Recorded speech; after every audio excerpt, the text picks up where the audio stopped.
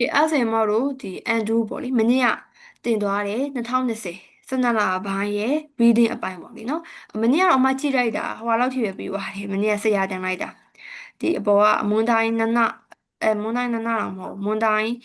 ယွန်းထီတာမသိဘူးနော်ဒါပေကျွမဲ့န်းထိပ်ပြီးတော့ဟုတ်တယ်မွန်တိုင်းယွန်းထီပဲပြီးသွားတယ်ဒါကတော့သူနောက်တစ်ပတ်ကြာရင်သူဆက်ပြီးတော့တင်သွားလိမ့်မယ် grammar တွေပါတယ်သူဆက်ပြီးတော့တင်လိုက်မယ်နော်အမကတော့ reading အပိုင်းဆိုတော့ reading ကနေစမယ်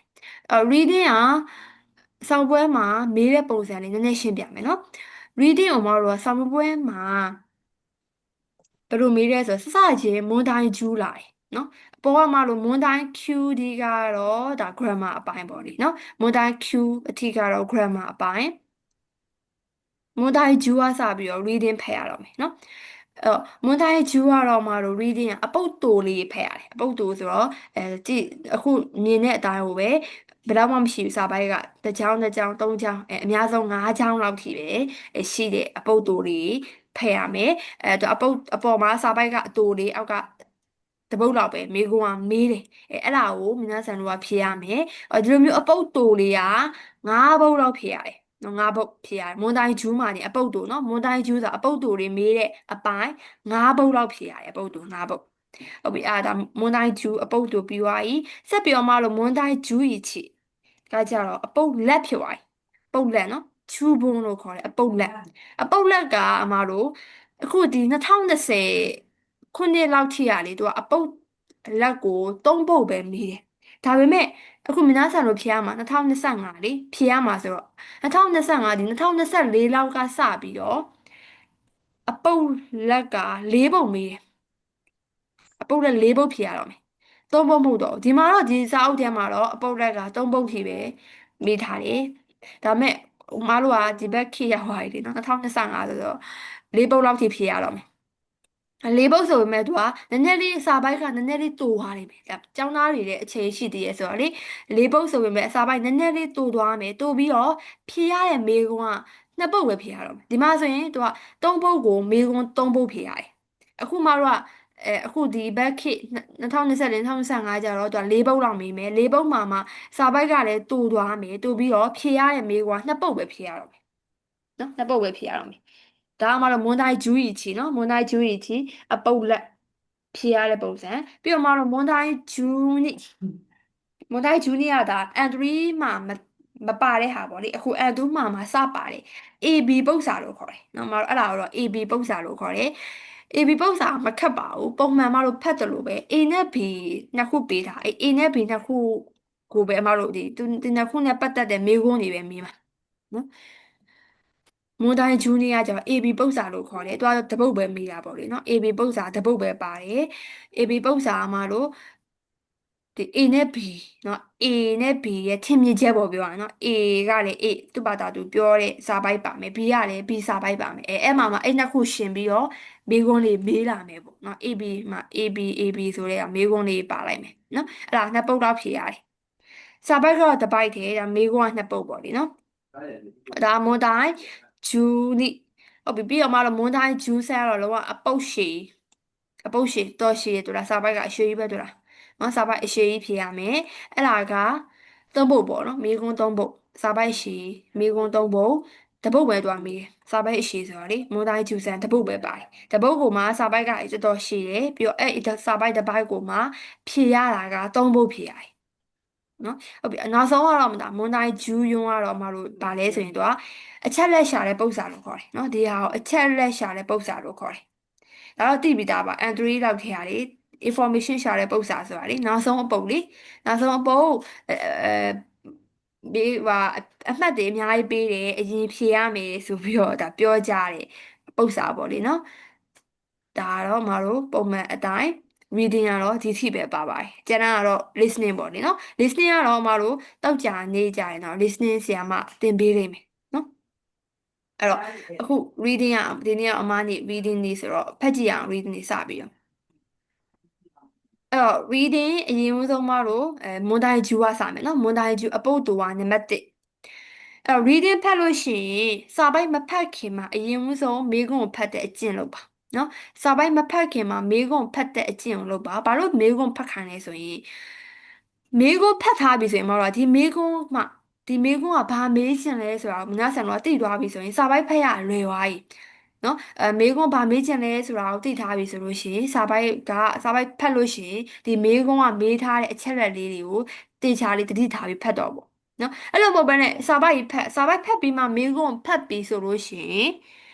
အချိန်ကြာမှမေကွန်းမေးတဲ့ပုံစံကိုသိသွားပြီးထပ်ပြီးတော့စာပိုက်ကိုဖတ်လိုက်ရသေးတယ်အဲ့ဒါကြာတော့မတို့နည်းနည်းလေးပို့ပြီးတော့အချိန်ပိုကြာတယ်နော် အဲ့ကြောင့်မလို့တခါတည်းစာပိုက်မဖတ်ခင်မှာမေးခွန်းကိုဖတ်တာအဲ့ဆိုရင်မေးခွန်းကဘာမေးချင်လဲကိုသိသွားပြီဆိုလို့ရှိရင်စာပိုက်မှာအဓိကဖတ်တဲ့အချက်တွေကိုသိသွားပြီနော်အဲ့လိုမဟုတ်ဘဲနဲ့မတို့မေးခွန်းကိုနောက်မှဖတ်မယ်ဆိုလို့ရှိရင်စာပိုက်ကြီးကနှစ်ခါကြီးပြန်ဖတ်ရသူဖြစ်သွားလိမ့်မယ်နော်အဲ့ဆိုရင်အရင်ဆုံးမတို့အခုနံပါတ်1မေးခွန်းကိုအရင်ဖတ်မယ်မေးခွန်းက gap ဖူကရောကြီးရုနော်ဝါနာစေကနော်gap ဖူကရောကြီးရုနော်ဝါနာစေကတဲ့ gap ဖူရဲ့အဓိပ္ပာယ်အမလို့ကွဲပြားခြားနားချက်ကိုပြောတာနော် gap ဖူဆိုတာကကွဲပြားခြားနားချက်ဒီကွဲပြားခြားနားချက်ပေါ်ပေါက်လာတာရောကြီးရုဆိုတာပေါ်ပေါက်တယ်ပေါ်ပေါက်လာတယ်ဆိုတာကနာစေကဘာကြောင့်လဲတဲ့မေးခွန်းကနော်ဒီ gap ဖူကရောကြီးရုနော်ဝါနာစေကဒီ gap ဖူသူတို့ကွဲပြားခြားနားချက်ပေါ်ပေါက်လာတယ်ဆိုတာကဘာကြောင့်ပါလဲတဲ့နော်ဘာကြောင့်လဲတဲ့နော်အဲ့တော့မတို့မေးခွန်းကိုသိသွားပြီဒါဆိုရင်မေးခွန်းကမြင်သားထားတဲ့စာကြောင်းလေးပေါ့မာလေးစာပိုက်ကိုသွားကြည့်တော့မာ gap ဖုကရှော့ကြီးလို့ဆိုတဲ့စာကြောင်းရှိတယ်အဲ့မြင်သားထားတဲ့စာကြောင်းလေးကဘာကြောင့်ဖြစ်လာတာလဲပေါ့ဘာကြောင့်လဲဆိုရဲသူကအကြောင်းပြချက်ကိုမေးတာအဲ့ဆိုရင်မတို့စာပိုက်ကိုဖတ်လို့ရှိရင်သူအကြောင်းပြချက်စကားလုံးတွေပါလို့ရှိရင်အဲ့နာကိုတတိထားဖတ်ရမယ်နော်အကြောင်းပြချက်မေးတဲ့အတွက်စာပိုက်ထဲမှာအကြောင်းပြချက်ကိုပြန်ရှင်းပြတဲ့စာပိုက်မျိုးစာကြောင်းမျိုးပါရင်အဲ့ဒါကိုအဓိကထားဖတ်မယ်နော်အဲ့ဆိုရင်နံပါတ်1ကတော့အမအစမ်းဖတ်ပြပေးမယ်နော်နံပါတ်1ကတော့အစမ်းဖတ်ပြပေးမယ်အမလည်းတူအနောက်ကလည်းလိုက်ဖတ်မယ်နော်အမလည်းတူအနောက်ကလည်းလိုက်ဖတ်ပါမယ်ဒီမှာဆိုရင်一家はペットとして犬を飼う人に向けて書かれた文章である。ဆိုတော့ဒီအောက်ကဆိုတာဒီစာပိုက်ကိုပြောတာပေါ့လေဒီအောက်ကစာချောင်းနေရတဲ့ပတ်တူတူစတဲ့ဆိုတာအေမွေးတလိမ့်ဆန်အနေနဲ့ခွေးမွေးတဲ့လူတွေအတွက်ရည်ရွယ်ပြီးတော့ရေးထားတဲ့စာဖြစ်ပါတယ်တဲ့နော်အဲဆိုရင်အင်နူは本能のまんまに働くことに喜びを感じます。ခွေးဆိုတာကဟွန်းနိုးအဓိပ္ပာယ်ကိုမှကြည့်မယ်အမှချူအီချီဆိုတာကလေအခုမနာဆန်မပေးရဲ့ဒီစာကြောင်းစလုံးပေါ့လေဒီဟွန်းနိုးဆိုတဲ့စကားလုံးပေါ့အဲ့စကားလုံးကိုအောက်ကချူအီချီဆိုတဲ့နေရာလေးကိုတွားကြည့်အဲ့စကားလုံးပြန်ရှင်းပြထားတာလားဒါလေးကနော်အဲ့မှာချူလေးကဖတ်မယ်နော်ချူအီချီချူနီဆိုပြီးတော့အများကြီးပါလာလိမ့်မယ်အဲ့ဒါတွေကဖတ်မှရမယ်နော်ဖတ်မှဒီစကားလုံးအဓိပ္ပာယ်ကိုမှတော့သိမှာအဲ့အတွက်အဲ့ဒါကိုဖတ်ရမယ်အော်ဟွန်းနိုးဆိုတာကိုစာဖတ်တဲ့သူတွေမသိမှာဆိုလို့ဒီမှာသူအောက်ကရှင်းပြတယ်ချူရီချီနေရာမှာတော့ဖတ်မယ်ဒီမှာချူရီချီဟွန်းနိုးဆိုတဲ့အဓိပ္ပာယ်ဟာတဲ့ဥမာရဲစကိမတ်တေရူဆေးရှိစမွေးလာကလေးကပါလာတဲ့ပင်ကိုအရေးသွေးကိုပြောတာဆေးရှိစဆိုတာပင်ကိုအရေးသွေးเนาะအဲ့တော့မွေးကလေးကပါလာတဲ့ပင်ကိုအရေးသွေးပေါ့เนาะအဲ့ခွေးဆိုတာကမွေးကလေးကပါလာတဲ့ပင်ကိုအရေးသွေးအတိုင်းကိုဒါလှုပ်ရှားမှတာပျော်ရွှင်မှုဆိုတာကိုခံစားရပါတယ်တဲ့အဲမိုနိုစာကားစအမလည်းမတို့အဲမိုနိုရဲ့အနောက်မှာချူနီဆိုတဲ့ဟာလေးပါပြီအမအဲမိုနိုအဓိပ္ပာယ်ကိုတွားကြည့်မယ်အဲမိုနိုဆိုတာကထာဘဲလူတမယ်နော်ဒိုးဘူးစုတဲ့နော်ကိုအစာရဖို့အတွက်တရိษံပေါ့ပြောရရင်မတို့အဲမုံလို့ဆိုတာအစာကိုပြောတာတရိษံနေအစာကိုပြောတာနော်စားဖို့အတွက်ရှာဖွေရတဲ့အစာပေါ့နော်အဲ့တော့အဲမုံလို့ဆိုတာအစာပေါ့လေအဲမုံလို့စာကားစခွေးတွေဆိုတာကအဲမုံလို့ဆိုတာသူတို့စားဖို့အတွက်အစာတွေကိုရှာရတယ်ပြီးအိုးခါခဲလို့ဆိုတာကဒီအစာတွေရဖို့အတွက်နောက်ကနေပြေးလိုက်ရတယ်ပြီးတွတ်တဲခိုးလို့ယူရတယ်နောက်သူကစသဖြင့်အဲ့ဒါတွေရတဲ့その小နော်その長州的な行動ですအဲ့ဒါဆိုရင်နော်သူတို့တွေရဲ့တကယ်ကိုလှုပ်ရှားမှုတစ်ခုပဲဖြစ်ပါတယ်တဲ့နော်အဲ့ဆိုရင်မတို့ပြန်ရှင်းပြမယ်အဲ့ဒီပိုင်းကိုခွေးဆိုတာကသူတို့ရဲ့ပင်ကိုအရေးအသွေးပင်ကိုအရေးချီအတိုင်းလှုပ်ရှားမှသာသူတို့ကပျော်ရွှင်မှုဆိုတဲ့အရာကိုခံစားရတာအမှန်အမှန်တို့ဘာတွေလဲဆိုလို့ရှိရင်အစာရှာတာမျိုးတွေပေါ့နော်အစာရှာတာတွေသူတို့ရဲ့အသက်သက်ဝါတွေအနာကိုလိုက်တာမျိုးတွေယူတာမျိုးတွေစသဖြင့်အဲ့လိုအပြုအမူမျိုးတွေဖြစ်တယ်ပေါ့လေနော်အဲ့တော့ရှီကားရှိပါပြီနော်ဒါပေမဲ့တဲ့အောက်မှာရှီကားရှိဒါပေမဲ့現代の人間社会では、このような行動は本当と必要なくなってしまいました。နော်ဒါပေမဲ့လက်ရှိ ကန်းတိုင်းဆိုတာလက်ရှိမျက်မှောက်ခေတ်လူအဖွဲ့အစည်းမှာဆိုလို့ရှိရင်တော့ဒီလိုမျိုးအပြုအမူတွေအဲ့မှာခွန်တို့ရောနာခိုးတို့ဆိုတာဒီလိုမျိုးအပြုအမူဆိုတာအမတို့ဘယ်လိုအပြုအမူလဲဆိုတာကခုနကအမရှင်းပြတဲ့အပြုအမူတွေပေါ့နော်အစာရှာတာမျိုးတွေတတဝါတွေအနာကိုလိုက်တာမျိုးတွေအဲ့လိုမျိုးအပြုအမူတွေကဒီဘက်ခေတ်လူလောကလူဖွဲ့စည်းမှာဆိုလို့ရှိရင်တော့တော်တော်များများကမလိုအပ်တော့ပါဘူးတဲ့နော်မလိုအပ်တော့ဘူးတဲ့အော်ဆိုတော့ခက်ကအဲ့ဒီရလက်အနေနဲ့နော်အဲ့ဒီရလက်အနေနဲ့ကိုအီနိုကစတိုင်းကိုတူခွေးတွေလှုပ်ချင်တယ်ဆိုတဲ့အရာနော်အီနိုကစတိုင်းကိုတူတို့ခွေးတွေလှုပ်ချင်တယ်ဆိုတဲ့အရာနဲ့ခိုင်းနုရှိကစဆဲတိုင်းကိုတူခိုင်းနုရှိတာမှာတခင်နော်ဒီခွေးကိုမွေးတဲ့တခင်တွေကလှုပ်ခိုင်းစီခြင်းတယ်ဆိုတဲ့အရာတွေရဲ့အိုင်ဒါにဂျားထဲမှာဆိုရင် gap ကရှောကြီးလို့ရောနေなってきました gap ဆိုတာအမတို့ခဏကမေးခွန်းမှာပါတယ်ကွဲပြားချက်နော်ကွဲလွဲချက်ကဒါပေါ်ပေါက်လာတာပဲဖြစ်ပါတယ်တဲ့ဒါလေးပဲเนาะအရင်တော့ဟိုအရှိကြီးမရှိဘူးတော့အပုပ်တူဆိုတာလေတစ်ကြောင်းလောက်ပဲဖယ်ရတယ်เนาะအဲဆိုရင်မင်းကဘာကြောင့်ဒီ gap ဖို့เนาะကွဲရဲချက်ကြီးကပေါ်ပေါက်လာတယ်အမှအမှလို့အောက်ကစာပိုက်ကိုပြန်ဖက်လို့ရှိရင်လက်ရှိမျက်မှောက်ခေတ်မှာဆိုလို့ရှိရင်တော့ဒီလိုမျိုးအပြုတ်မှုတွေကမလိုအပ်တော့ဘူးမလိုအပ်တော့ဘူးတော်များများမလိုအပ်တော့ဘူးအဲ့ဒီရာလက်ကြောင့်လို့ပါနော်ကျွန်တော်ခက်ကတော့ပါနော်အဲ့ဒီရာလက်ကြောင့်အဲ့လာကြောင့်ပေါ့အဲ့ဒီရာလက်ကြောင့်ဆိုတာကအဲ့လာကြောင့်ခွေးတွေလှုပ်ချင်တယ်ဆိုတဲ့အရာနဲ့တခင်တွေလှုပ်ချင်တယ်ဆိုတဲ့အရာတွေကြားထဲမှာကွဲရဲမှုကွာခြားချက်ကြီးကပေါ်ပေါက်လာတာပါတဲ့မိကုံးကလည်းမလို့ဒီကွဲရဲမှုကွာခြားမှုပေါ်ပေါက်လာတာကဘာကြောင့်လဲတဲ့အဲ့ဆိုရင်တော့အဖေကတခါတည်းမလို့တန်းပြီးတော့ရနေပြီအောက်ကအဖေလေးခုတော့ဖတ်ဆရာမလို့တော့စာပိုက်ဖတ်တာနဲ့အဖေကရနေပြီဘာလဲအဖေကမလို့မပါ三版，ကျွန်တော်ခ嗯က်ကအဲ့ဒီရလဲကြောင်းလို့ပါတယ်အဲ့ရလဲကြောင်းဆိုတာဘာရလဲကြောင်းလဲဆိုတော့အရှိတချောင်းပြန်ဖက်ရင်လက်ရှိမြန်မာခေတ်လူအဖွဲ့အစည်းမှာဆိုလို့ရှိရင်တော့ဒီလိုမျိုးခွေးလုတ်ချင်တဲ့အပြုမှုတွေကတော်တော်လေးကိုမလိုအပ်တော့ဘူးပေါ့အဲ့အတွက်ကြောင့်မလို့ဒီလိုမျိုး gap ဖို့ခွေးနဲ့တခင်တွေရဲ့ကြားထဲမှာကွာခြားချက်ကြီးကပေါ်ပေါက်လာတာဒါလေးပဲအရင်အခက်ကြီးမရှိဘူးเนาะဒီပုံစံဆိုရင်မနာဆန်လို့အန်တူအတွက်ပေါ့လေအရန်လွယ်တဲ့ပုံစံအရန်အခက်ကြီးစကားလုံးတွေလည်းမပါဘူးဒီမှာမသိတော့မဲ့စကားလုံးဆိုတဲ့ပေးထားတာမျိုးရှိတယ်နော်မသိတဲ့စကားလုံးဆိုတဲ့အောက်မှာပေးထားတာမျိုးရှိတယ်ဆိုတော့အရင်အခက်ကြီးတော့မရှိဘူးเนาะအဲ့ဆိုရင်မတို့အဖြေလေးဖြေကြည့်ရအောင်နံပါတ်1犬の生まれつき持っている性質が人間社会に合わせて変化したからเนาะအဲ့တော့ခွေးတွေနော်ခွေးတွေရဲ့ဒါမွေးကလေးကပိုင်ဆိုင်လာတဲ့နော်ပိုင်ဆိုင်လာတဲ့ဒါအရေးအသွေးတွေအရေးအချင်းတွေဆိုတာကတဲ့နင်းကန်းရှာခိုင်းဒီအဝါစတဲ့ဆိုတာဒီလူလောကပေါ့လေလူအဖွဲ့အစည်းနဲ့ကိုက်ညီပြီးတော့ဟန်ကတ်စတာခါတာပြောင်းလဲလာတဲ့အတွက်ကြောင့်မလို့တဲ့နော်အဲ့တော့ခွေးတွေငကိုကလေးကပါလာတဲ့ပင့်ကိုအကျင့်စရိုက်တွေကလူအဖွဲ့အစည်းတွေနဲ့ကိုက်ညီအောင်လို့ပြောင်းလဲထားတဲ့အရာဖြစ်လို့တဲ့နံပါတ်2ကကျတော့အင်းနုကစတိုင်းခိုးတို့က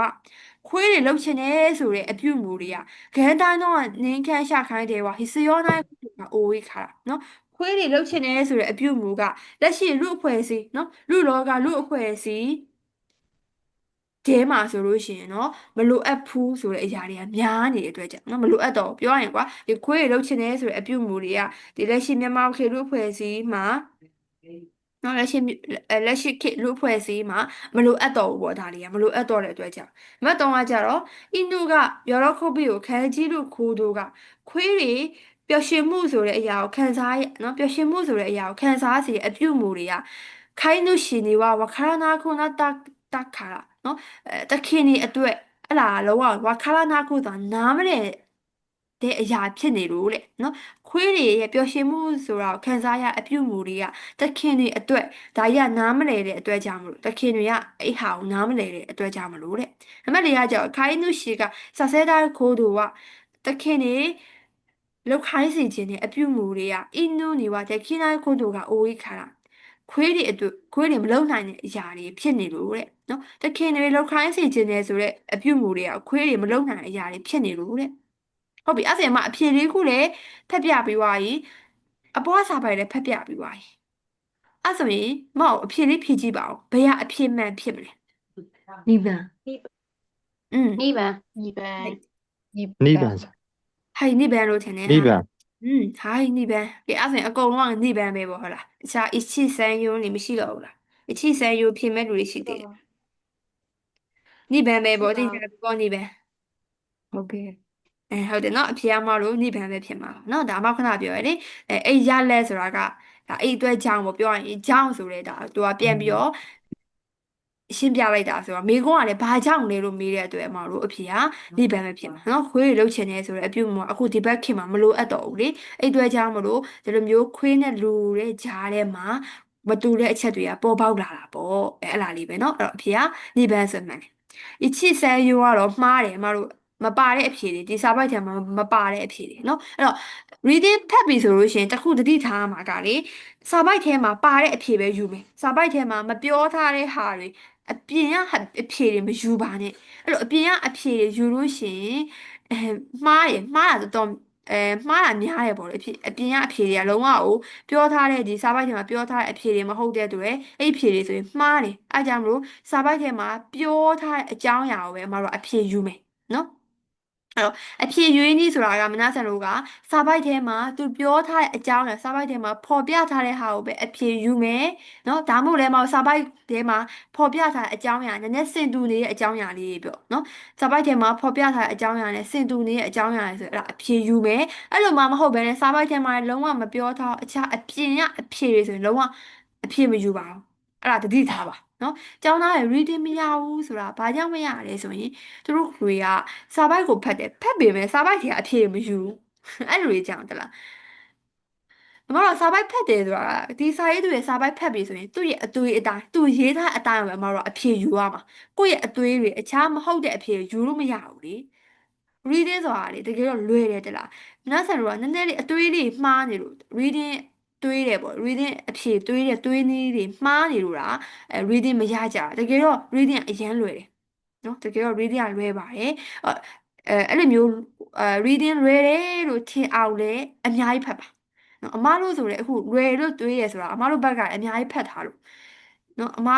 တကယ်အန်တို့ဖြေတော့ကလည်း reading စာအုပ်တွေဆိုရင်အများကြီးဖတ်ခဲ့တယ် O question ဆိုရင်ရှိသမျှ O question အစုံကြီးအကုန်လုံးလုပ်ခဲ့တာနော်အဲကြောင့်မလို့အဲ့လိုမျိုးကိုယ့်ဘက်ကဒါ reading လွယ်လိုက်တာကွာ reading က easy ပဲသူများတွေကခက်နေတာငါတို့က reading ကလွယ်တယ်အဲ့လိုမျိုးတွေးထင်တဲ့အထည်ဖြစ်အောင်လို့ reading ကိုများများဖတ်ပါများများဖတ်ပြီးရင်အမပြောသလိုပဲreading ဒီဖတ်ဖို့အတွက်ဝေါ်ဟာရတွေကျွယ်ဝအောင်လုပ်ပေါ့ဒါဆိုရင် reading က easy ပဲနော်ဟဲ့ကြဆိုရင်一番 BB မှာလို့ဆက်ပြီးတော့နိဗ္ဗာန်နိဗ္ဗာန်ကတော့အမအချိန်ပေးမယ်နိဗ္ဗာန်တော့ကိုယ့်ဘာသာကိုအရင်ဖြည့်ကြည့်一番ကတော့မညာဆန်တော့အမအစမ်းလေးဖြည့်ပြလိုက်တာနိဗ္ဗာန်စပြီးတော့ကိုယ့်ဘာသာကိုအရင်ဖတ်ကြည့်ပြီးမှအမအရှင်းပြပေးမယ်နော်အဲ့တော့အပုတ်တူတွေဆိုလို့ရှိရင်အချိန်က2မိနစ်ကနေ3မိနစ်လောက်ထိပဲအချိန်ယူမယ်နော်အပုတ်တူဆိုရင်2မိနစ်ကနေ3မိနစ်လောက်ထိပဲအချိန်ယူမယ်အဲ့တော့အခုဒီအပုတ်ကို3မိနစ်အချိန်ပေးပါမယ်စပြီးဖတ်လို့ရပါပြီはいで、あ、それ、メゴン言えばのメゴン。筆者は壁にはどのような役割があると考えているか。の、စာရေးဆရာကတဲ့ခပဲနေရန်တွေမှာဘယ်လိုမျိုး役割လှုပ်ဆောင်ချက်ရှိတယ်လို့သူကတွေးတယ်လေတဲ့ခံခရတဲ့လူကတွေးတယ်လေတဲ့နော်筆者は壁にはどのような役割があると考えているかနော်စာရေးဆရာကနေရန်တွေမှာဘယ်လိုမျိုးလှုပ်ဆောင်ချက်တွေကရှိတယ်လို့သူတွေးတယ်ပေါ့လေနော်အဲဆိုရင်မတို့နေရန်တွေရဲ့လှုပ်ဆောင်ချက်ပေါ့ဒီမှာအဓိကထားဖတ်ရမှာကနေရန်တွေကဘာတွေလှုပ်ဆောင်ပေးလဲနေရန်တွေလှုပ်ဆောင်ချက်ကိုမတို့အဓိကထားဖတ်ရတော့မယ်နော်အဲဆိုရင်တစ်ချက်ဖတ်ကြည့်အောင်ခဘဲはともすれば行動の玄関を決めてしまうネガティブなイメージを持たれていますが、နော်ခပဲနေရန်ဆိုတာကတိုမို့ဆိုတဲ့ဘာရဲ့အဓိပ္ပာယ်အမှာလို့မူတရဲလို့ခုတုမို့အားရမူတရဲလို့ဆိုတာကသိလားမူတရဲလို့အဓိပ္ပာယ်ဘာအဓိပ္ပာယ်လဲမူတရဲလို့ မိတွေ့တာမိတွေ့တယ်ဟုတ်တယ်မိခိုတယ်မိတွေ့တယ်ဒီမှာကြောက်မလို့နေရန်ဆိုတာမိတာပေါ့အမိကြီးပေါ့နော်နေရန်ဆိုတာကမိတွေ့တယ်မိခိုနိုင်တဲ့လှုပ်ဆောင်ချက်ကြီးဆိုတဲ့နော်လှုပ်ဆောင်ချက်ကြီးရှိတယ်ဆိုတဲ့အရာမလို့ဂန်ခိုင်းဆိုတာကကန့်တက်ချက်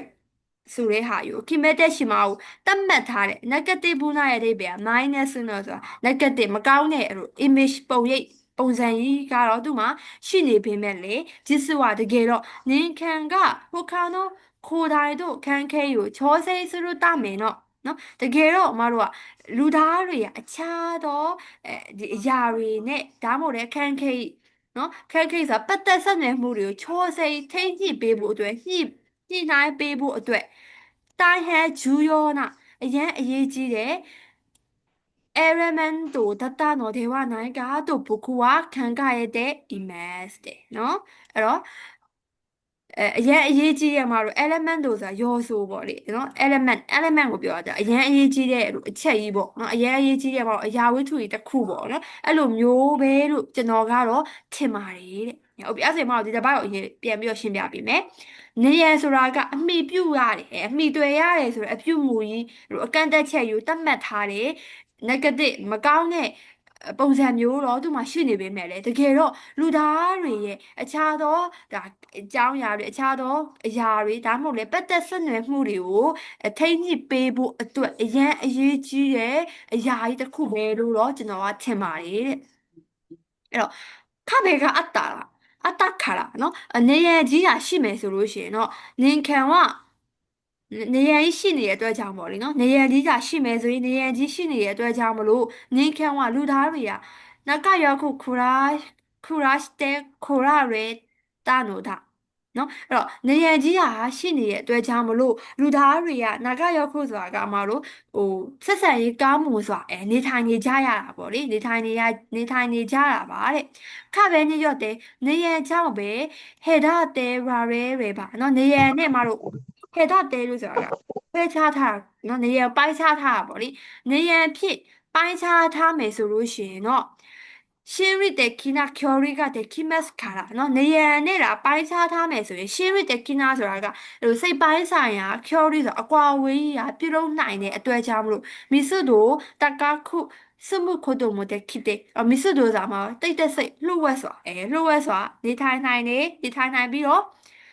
이도수로결의와 스쿠나크 데스무 이도서ကိုပြောင်းရွှေ့သွားလာနိုင်တဲ့နော်အကွာဝေးရတယ်နည်းနည်းလေးနဲ့ပဲကွာနေထိုင်လို့ရတယ်ပေါ့ဒါနေရန်ရှိမယ်ဆိုရင်နော်နေရန်ရှိတဲ့အတွက်ကြောင့်မလို့ပေါ့လေနော်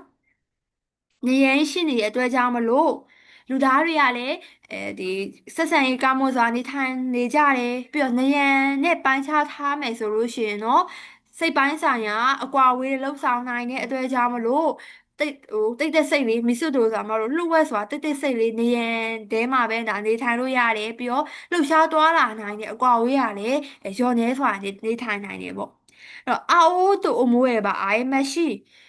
တွေ့မယ်လို့ကိုကစဉ်းစားထားလို့ရှရင်လေတွေးဆုံနိုင်ပြီးတော့အာရီတာခုနခဲတယ်ပါခါဘဲတော့ဥချီနေခုံမတဲရပါအီနော်အော်မတွေ့ချင်ဘူးဆိုလို့ရှရင်လေနေရန်ထဲမှာပဲခုံမတဲရပါရဲ့ဒီပဲအမားတို့ဒဲနိုင်တဲ့အီလို့ဆိုတာမထွက်ဘူးနော်အော်နေရန်ထဲမှာပဲမထွက်ဘူးနော်ပြောရင်ကွာအမားတို့နေရန်ထဲမှာပဲနေရန်ရဲ့အနောက်ွယ်လေးမှာပဲပုံးနေရပေါ့အဲ့လိုမျိုးလေရပါတယ်တဲ့နော်အဲ့ဒါဆိုရင်အမားတို့ပထမအပိုက်ကတော့သူကစာရေးဆရာကမှနေရန်ကတော့အရင်အရေးကြီးတဲ့ဒါ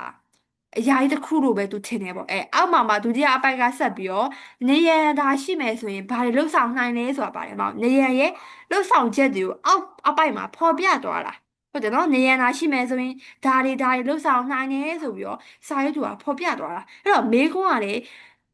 စာရေးဆရာကနေရန်ကဘယ်လိုမျိုးလှုပ်ဆောင်ချက်တွေကိုရှိတယ်လို့သူတွေးနေလဲဆိုတော့မှတော့တရားတစ်ခေါက်အဖြေဟာဒုတိယအပိုက်မှာပဲအဖြေရှိတော့မယ်။အဲ့ဒါဆိုရင်ဒုတိယအပိုက်အောင်မှထပ်ပြီးတော့ရှင်းပြပေးမယ်။အဲ့တော့ခုနပြောသလိုပဲနေရန်ရှိနေတဲ့အတွက်ကြောင့်မလို့အဲ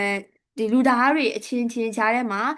ဆက်ဆံရေးကောင်းမွန်စွာနေထိုင်နိုင်တယ်နေရန်ပိုင်းခြားထားတဲ့အတွက်ကြောင့်မလို့လှုပ်ဝက်စွာနေထိုင်နိုင်တယ်ပြောင်းရွှေ့သွားလာနိုင်တဲ့အကွာအဝေးတွေကနေသွားတယ်ပေါ့အကယ်၍ကိုတွေ့ချင်းပြီးတယောက်ယောက်နဲ့တွေ့ချင်းပြီးဆိုလို့ရှိရင်လည်းနေရန်လေးရတယ်ထွက်ပြီးတော့တွေ့နိုင်တယ်အဲ့လိုမဟုတ်ဘဲနဲ့မတွေ့ချင်တော့ကွာဆိုလို့ရှိရင်လည်းနေရန်ထဲမှာပဲပြန်ပြီးတော့ပုံးနေလို့ရတယ်နော်အဲ့ဒါပဲကဲအဲ့ဆိုလို့ရှိရင်မတို့အဖြေလေးအဖြေကြည့်ရအောင်နံပါတ်1生きていくために必要な場所を確保するအသက်ရှင်နေထိုင်ဖို့အတွက်လိုအပ်တဲ့နေရာကိုခခုဖို့ဆိုတာကထိမ့်သိမ့်ပေးထားတာပါတဲ့နေရန်ရဲ့လှုပ်ဆောင်ချက်ကနော်အသက်ရှင်ဖို့အတွက်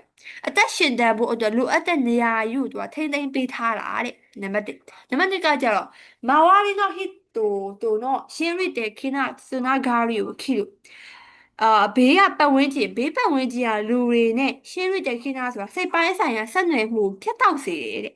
နံပါတ်3ကကျတော့မဝါရီနာဟစ်တိုတိုနော်တကိဒိုနာကျော်ရီကိုတာမိုးစုဘေးပတ်ဝန်းကျင်ကလူတွေနဲ့တင့်တော်တဲ့အကွာအဝေးလေးကိုသူကထိမ့်သိမ့်ပေးစားတယ်နော်ထိမ့်သိမ့်ပေးတယ်ပေါ့လေ နံပါတ်၄ကကြတော့နေခံတော့ခိုးတို့ဟန်ရီကိုစိတ်ခံဆိုလို့လူသားတွေရဲ့နော်ဒီခိုးတို့ဆိုအပြုတ်မူဟန်ရီဆိုတာမှာဘောင်ပေါ့လေအပြုတ်မူဘောင်ကြီးကိုသူကအစိတ်ခံဆိုတာကတတ်မှတ်ပေးလိုက်တာလေတတ်မှတ်လိုက်တာလေနော်လူသားတွေရဲ့အပြုတ်မူတွာလာနိုင်တဲ့ဒီဘောင်ကြီးကိုသူကတတ်မှတ်ပေးလိုက်တာလေအဲ့တော့မတို့ဒီစာပိုက်ထဲမှာပါတာကတော့ကျော်ရီအကွာအဝေးပေါ့လေနော်အကွာအဝေးလေးကိုသူကဒါနေရာပိုင်းခြားထားတဲ့အတွက်ကြောင့်မလို့အကွာအဝေးတစ်ခုရှိတယ်အဲ့အကွာအဝေးကဘာလဲဆိုရင်မတို့အဲဒီပျောက်ရွှေ့သွားလာနိုင်တဲ့အကွာအဝေးရတယ်ဒါဟိုလဲပါသွားတယ်ပေါ့လေနော်အဲသူကမိစုတို့ဆိုတာတိတ်တဆိတ်လေးနဲ့ပဲလှုပ်ဝဲစွာနဲ့ပဲနေထိုင်နိုင်တယ်ပြီးတော့ကိုသွားလာနိုင်နေရန်ရှိရဲ့အတွက်ကြောင့်မလို့ကိုသွားလာနိုင်တဲ့အနေထားလေးကလည်းနေသွားပြီပေါ့နေသွားတယ်ပြီးတော့တွေ့ကျင်တယ်ဆိုလို့ရှိရင်လည်းထွက်တွေ့လိုက်မတွေ့ကျင်ဘူးဆိုလို့ရှိရင်လည်းနေရန်အနောက်မှာနေဒါဆိုရင်ပါတယ်နေရန်ကြီးကမှလို့လူတွေရဲ့ကြားထဲမှာ အကွာဝေးလေးတစ်ခုကိုသူကထိမ့်သိမ့်ပေးထားတာထားပေးထားတာအဲ့ဒီပဲเนาะအဲ့ဆိုရင်နံပါတ်1ကအသက်ရှင်တန်ဖို့အတွက်ကြီးဆိုတော့မှာတော့ဒီမှာရှင်တန်ဖို့အတွက်ကြီးနေရန်ကြီးကလှုပ်ဆောင်ပေးနေရဆိုတာကြီးကတော့မဟုတ်တော့ဘူးအဲ့အသက်ရှင်တန်ဖို့အတွက်ဆိုတဲ့ဟာကြီးကမှာလို့စာပိုက်ထဲမှာပြောမှမပြောထားတာเนาะအခစ်တဲ့ခုဆိုတဲ့ဟာကြီးကပါမှမပါတာအဲ့တော့ဒီချိပန်ကြီးကမှားပါတယ်ဒီဘန်းကကြောင့်ဘေးပတ်ဝန်းကျင်ကလူတွေရဲ့တဲ့စိတ်ပိုင်းဆိုင်ရာဆက်နွယ်မှုဖြတ်တောက်လိုက်တာကြီးတဲ့ဖြတ်တောက်လိုက်တယ်တဲ့နေရကြီးကဖြတ်တောက်တာမဟုတ်ဘူးသူကပြောတယ်စိတ်ပိုင်းဆိုင်ရာလို့အကွာအဝေးလေးကိုလှုပ်ဆောင်နိုင်တယ်လို့ဒီမှာပြောရလေနော်စိတ်ပိုင်းဆိုင်ရာအရာအကွာအဝေးလေးကိုသူကလှုပ်ဆောင်ပေးတယ်လို့ပြောတဲ့အတွက်နံပါတ်2ရတော့မလို့အချက်လက်ကြီးကမှားနေတယ်နော်သူဖော်ပြထားတဲ့ဟာကြီးနဲ့ကမှားနေတယ်နံပါတ်3ကတော့ဘေးပတ်ဝန်းကျင်ကလူတွေနဲ့တင့်တော်တဲ့အကွာအဝေးလေးကိုသူကထားပေးရေပေါ့ထိန်းသိမ်းထားပေးတယ်နံပါတ်4ကကြတော့လူသားတွေဟိုလှုပ်ရှားနိုင်တဲ့ဘောင်ကြီးကိုသူကကန့်သတ်လိုက်တာတဲ့နော်လှုပ်ရှားနိုင်တဲ့ဘောင်ကြီးကိုသူကလုံးဝစိတ်ကန်းဆိုတာအကန့်အသတ်ထားလိုက်တာတဲ့ဒီမှာသူပြောတာအမှလို့နေရပိုင်းခြားလိုက်တော့လှုပ်ရှားဒီရွေ့ရှားနိုင်တဲ့အကွာအဝေးလေးကတော့နည်းနည်းပပလေးနဲ့နည်းနည်းလေးနဲ့ပဲကိုနေထိုင်နိုင်တယ်လို့ပြောရတဲ့အတွက်အမှလို့ယွန်းပန်ရံမှားတယ်စိတ်ကန်းကြီးဆိုတော့လုံးဝကိုကန့်သတ်ပလိုက်တာကြီးတဲ့မဟုတ်မတော့ကန့်တက်လိုက်တာမဟုတ်ဘူးဟိုတွေ့ချင်တဲ့အချိန်ကျရင်ထွက်တွေ့လို့ရတယ်မတွေ့ချင်ဘူးဆိုရင်နေရအနောက်မှာနေအဲ့လိုမျိုးနော်ဒီရွှေ့နိုင်တဲ့အကွာဝေးလေးကနည်းနည်းလေးပဲရှိတော့တာပေါ့နေရပိုင်းထားတဲ့အတွက်ကိုရွှေ့ပြောင်းသွားလာနိုင်တဲ့အကွာဝေးကတော့နည်းနည်းလေးပဲရှိတော့တာလုံးဝရိုးရိုးကန့်တက်လိုက်တာကြီးလူသားတွေရဲ့အပြုမူကြီးကိုကန့်တက်လိုက်တာကြီးဆိုတော့မဟုတ်ဘူးအဲ့တော့အဖြေကစမ်းပန်ဖြစ်မယ်နော်ပေးပတ်ဝန်းကျင်လူတွေနဲ့တင့်တော်တဲ့အကွာအဝေးလေးကိုသူကထိမ့်ပေးထားတာထားပေးထားတာဆိုတော့အဖြေကစမ်းပန်ဖြစ်မယ်နော်ဟိုင်ကဲအဲ့ဆိုလို့ရှရင်အချင်းနှိပြီးသွားပါပြီ။မတို့ဆက်ပြီးတော့စမ်းပန်လေးဖြည့်ကြည့်အောင်စမ်းပန်။နော်စမ်းပန်လေးမှအချိန်ပေးပါမယ်။3မိနစ်လောက်။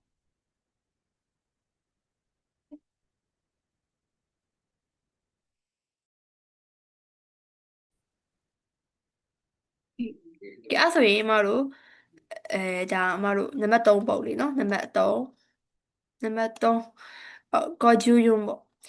ဒီမှာဆိုရင်ခခုကာの担当者がしなければならないこととしてあっているのはどれかနော်အဲ့တော့ခခုကာဆိုတာကဌာနတစ်ခုချင်းစီမှာရှိတဲ့တန်တိုးရှာတာဝန်ရှိတဲ့သူတွေကရှင်းနာခဲတယ်ပါနာရနိုင်ဖို့တို့ဆိုတာကလောက်ရမယ့်ကိစ္စပေါ့နော်လောက်တဲ့အရာလောက်ကိုလောက်ရမယ်ဆိုတဲ့ကိစ္စအနေနဲ့ကိုက်နေတာပါလေတဲ့ဒါဆိုရင်မလို့အပေါ်မှာစာပိုက်ပါတယ်အဲ့စာပိုက်ထဲမှာမလို့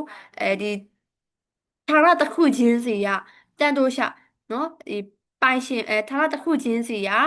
တာဝန်ရှိတဲ့လူတွေလောက်တဲ့အရာမှတော့ရှာရမယ်နော်လှုပ်တဲ့အရာကိုရှားမယ်ဆိုတော့တစ်ချက်တော့စဉ်းစားကြည့်ပါလို့လှုပ်တဲ့အရာကိုမေးထားပြီဆိုရင်စာချောင်းတွေအမှဘယ်လိုဖြစ်မလဲဆိုရင်လှုပ်ပေးပါလို့ရှစ်တဲကူရာဆိုင်လှုပ်ပေးပါလို့ဒါမှမဟုတ်လေဒီလိုမျိုးရှင်းနာခဲတယ်ပါနာရနိုင်အလုပ်ကိုလုပ်ရမယ်လို့အဲ့လိုမျိုးစာချောင်းလေးပါတဲ့ဟာမှာတော့အဓိကထားဖတ်မယ်တဲ့လားလုပ်ကိုလုပ်ရမယ်ဆိုတဲ့မေးခွန်းမျိုးပါပြီဆိုလို့ရှိရင်စာပိုက်ထဲမှာအဓိကထားဖတ်ရမယ့်စာချောင်းတွေကလုပ်ပေးပါလို့အလုပ်ကိုလုပ်ရမယ်လို့အဲ့လိုစာကြောင်းတွေအဓိကထားဖတ်မယ်အဲ့ဒါဆိုဖက်ကြည့်အောင်ဒီမှာဆိုရင်မတို့အာဒီကဆက်ဖတ်လိုက်မယ်နော်နန်းရှိနော်အိုက်ဆာစစ်ဂျောနီစီတဲ့နန်းရှိဆိုတာနှစ်တစ်နော်နှစ်တစ်ရဲ့အိုက်ဆာစစ်ဂျောဆိုတာနှုတ်ဆက်စာနဲ့ပတ်သက်ပြီးတော့တဲ့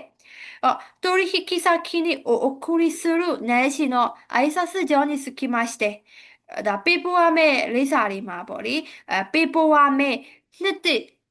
နှုတ်ဆက်စာနဲ့ပတ်သက်ပြီးတော့တဲ့総務課から一括発送する相手先のリストを制作しました。しましたပါနော်။総務課ဆိုတာမှာတော့အထွေထွေဌာနကနေပြီးတော့一括ဆိုတာတပြိုင်နက်တည်း発送するပေးပို့မဲ့အခြားသူလိပ်စာတစ်ဖက်သူရဲ့လိပ်စာပေါ့လေသူတို့ပေးပို့မဲ့လိပ်စာတွေရဲ့ list တွေ list တို့ဆိုတာ list တွေဟိုအဲ့လာလေးကိုစိတ်စားခုရှိမှしたပြုတ်ပြီးသွားပါပြီအဲ့ဆိုရင်မလို့ပြုတ်ပြီးသွားပြီလို့ပြောရတော့ပြီးသွားပါပြီမေကုန်းကဒီတန်တိုးရှာလောက်ရမယ့်အရာကိုမတော့မေးတာဒါပေမဲ့ဒီမှာကမတို့အရှိရဒီတစ်ခုကကြတော့ဘာဖြစ်လဲလုတ်ပြီးသွားပြီဆိုတော့နောက်လုတ်ဆရာမလို့တော့ဘူးပေါ့ဒါကလုတ်ပြီးသွားပြီလုတ်ဆရာမလို့တော့ပြီးတော့တန်ပူの資料を書くかでご確認の上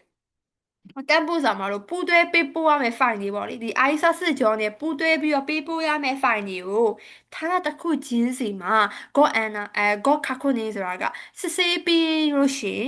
ရှုစိတ်က hisiona ခါရှော့ကအားရပါဆိုတာပြင်ဆင်ဖို့လိုအပ်တဲ့နေရာပေါ့ခါရှော့ဆိုတာနေရာလေးရှိမယ်ဆိုရင် raishu mokuyobi nijuni nichi မတယ်နိစုံမူကာနိဂောရန်ရာခုကူလာဆိုင်နောက်လာမယ့်အပတ်မခုရောပြီး22ရက်နေ့မှာနောက်ဆုံးထားပြီးတော့အထွေထွေဌာနကိုဆက်သွယ်အကြောင်းကြားပေးပါလို့ပြောရနော်အဆက်အသွယ်အကြောင်းကြားပါတဲ့ဒါဆိုပါလေလို့ပေးပါဆိုတော့မလို့ဒါလုံးဝမထဲပါသွားတယ်လို့ပေးပါလို့ပြောရတဲ့လုံးဝမထဲပါသွားတယ်အပေါ်ကမလို့စိတ်စားကိုရှင်မရှိတာဆိုတာပြုတ်လို့ပြီးပြီးပြုတ်လို့ခဲ့ပြီဆိုရင်ဒါလုံးဝမဟုတ်တော့ဘူးသူတို့ပြီးသွားပြီဒါကြီးကလုတ်ပြီးသွားပြီဆိုတော့လုံးဝမထဲမပါတော့ဘူးအခုမှတော့နောက်တစ်ကြောင်းကကြောက်လုတ်ပေးပါလို့ပါတယ်ဘာလို့ပေးရမလဲဆိုလို့ရှိရင်အခုသူတို့ list တွေလုတ်လိုက်ပြီကွာလုတ်ပြီးလို့ရှိရင်အဲ့ဒါနဲ့အတူတူပူးတွဲပြီးတော့ပို့မဲ့နော်ဒီ ISA စစ်ကြောနဲ့ပူးတွဲပြီးပို့မဲ့စာရွက်စာတမ်းတွေကိုဌာနတစ်ခုချင်းစီမှာစစ်ဆေးပြီးလို့ရှိရင်ပြင်ဆင်ရမယ့်နေရာရှိလို့ရှိရင်နောက်လာမယ့်အပတ်22ရက်နေ့နောက်ဆုံးထားပြီးတော့အထွေထွေဌာနကိုဆက်သွယ်ပေး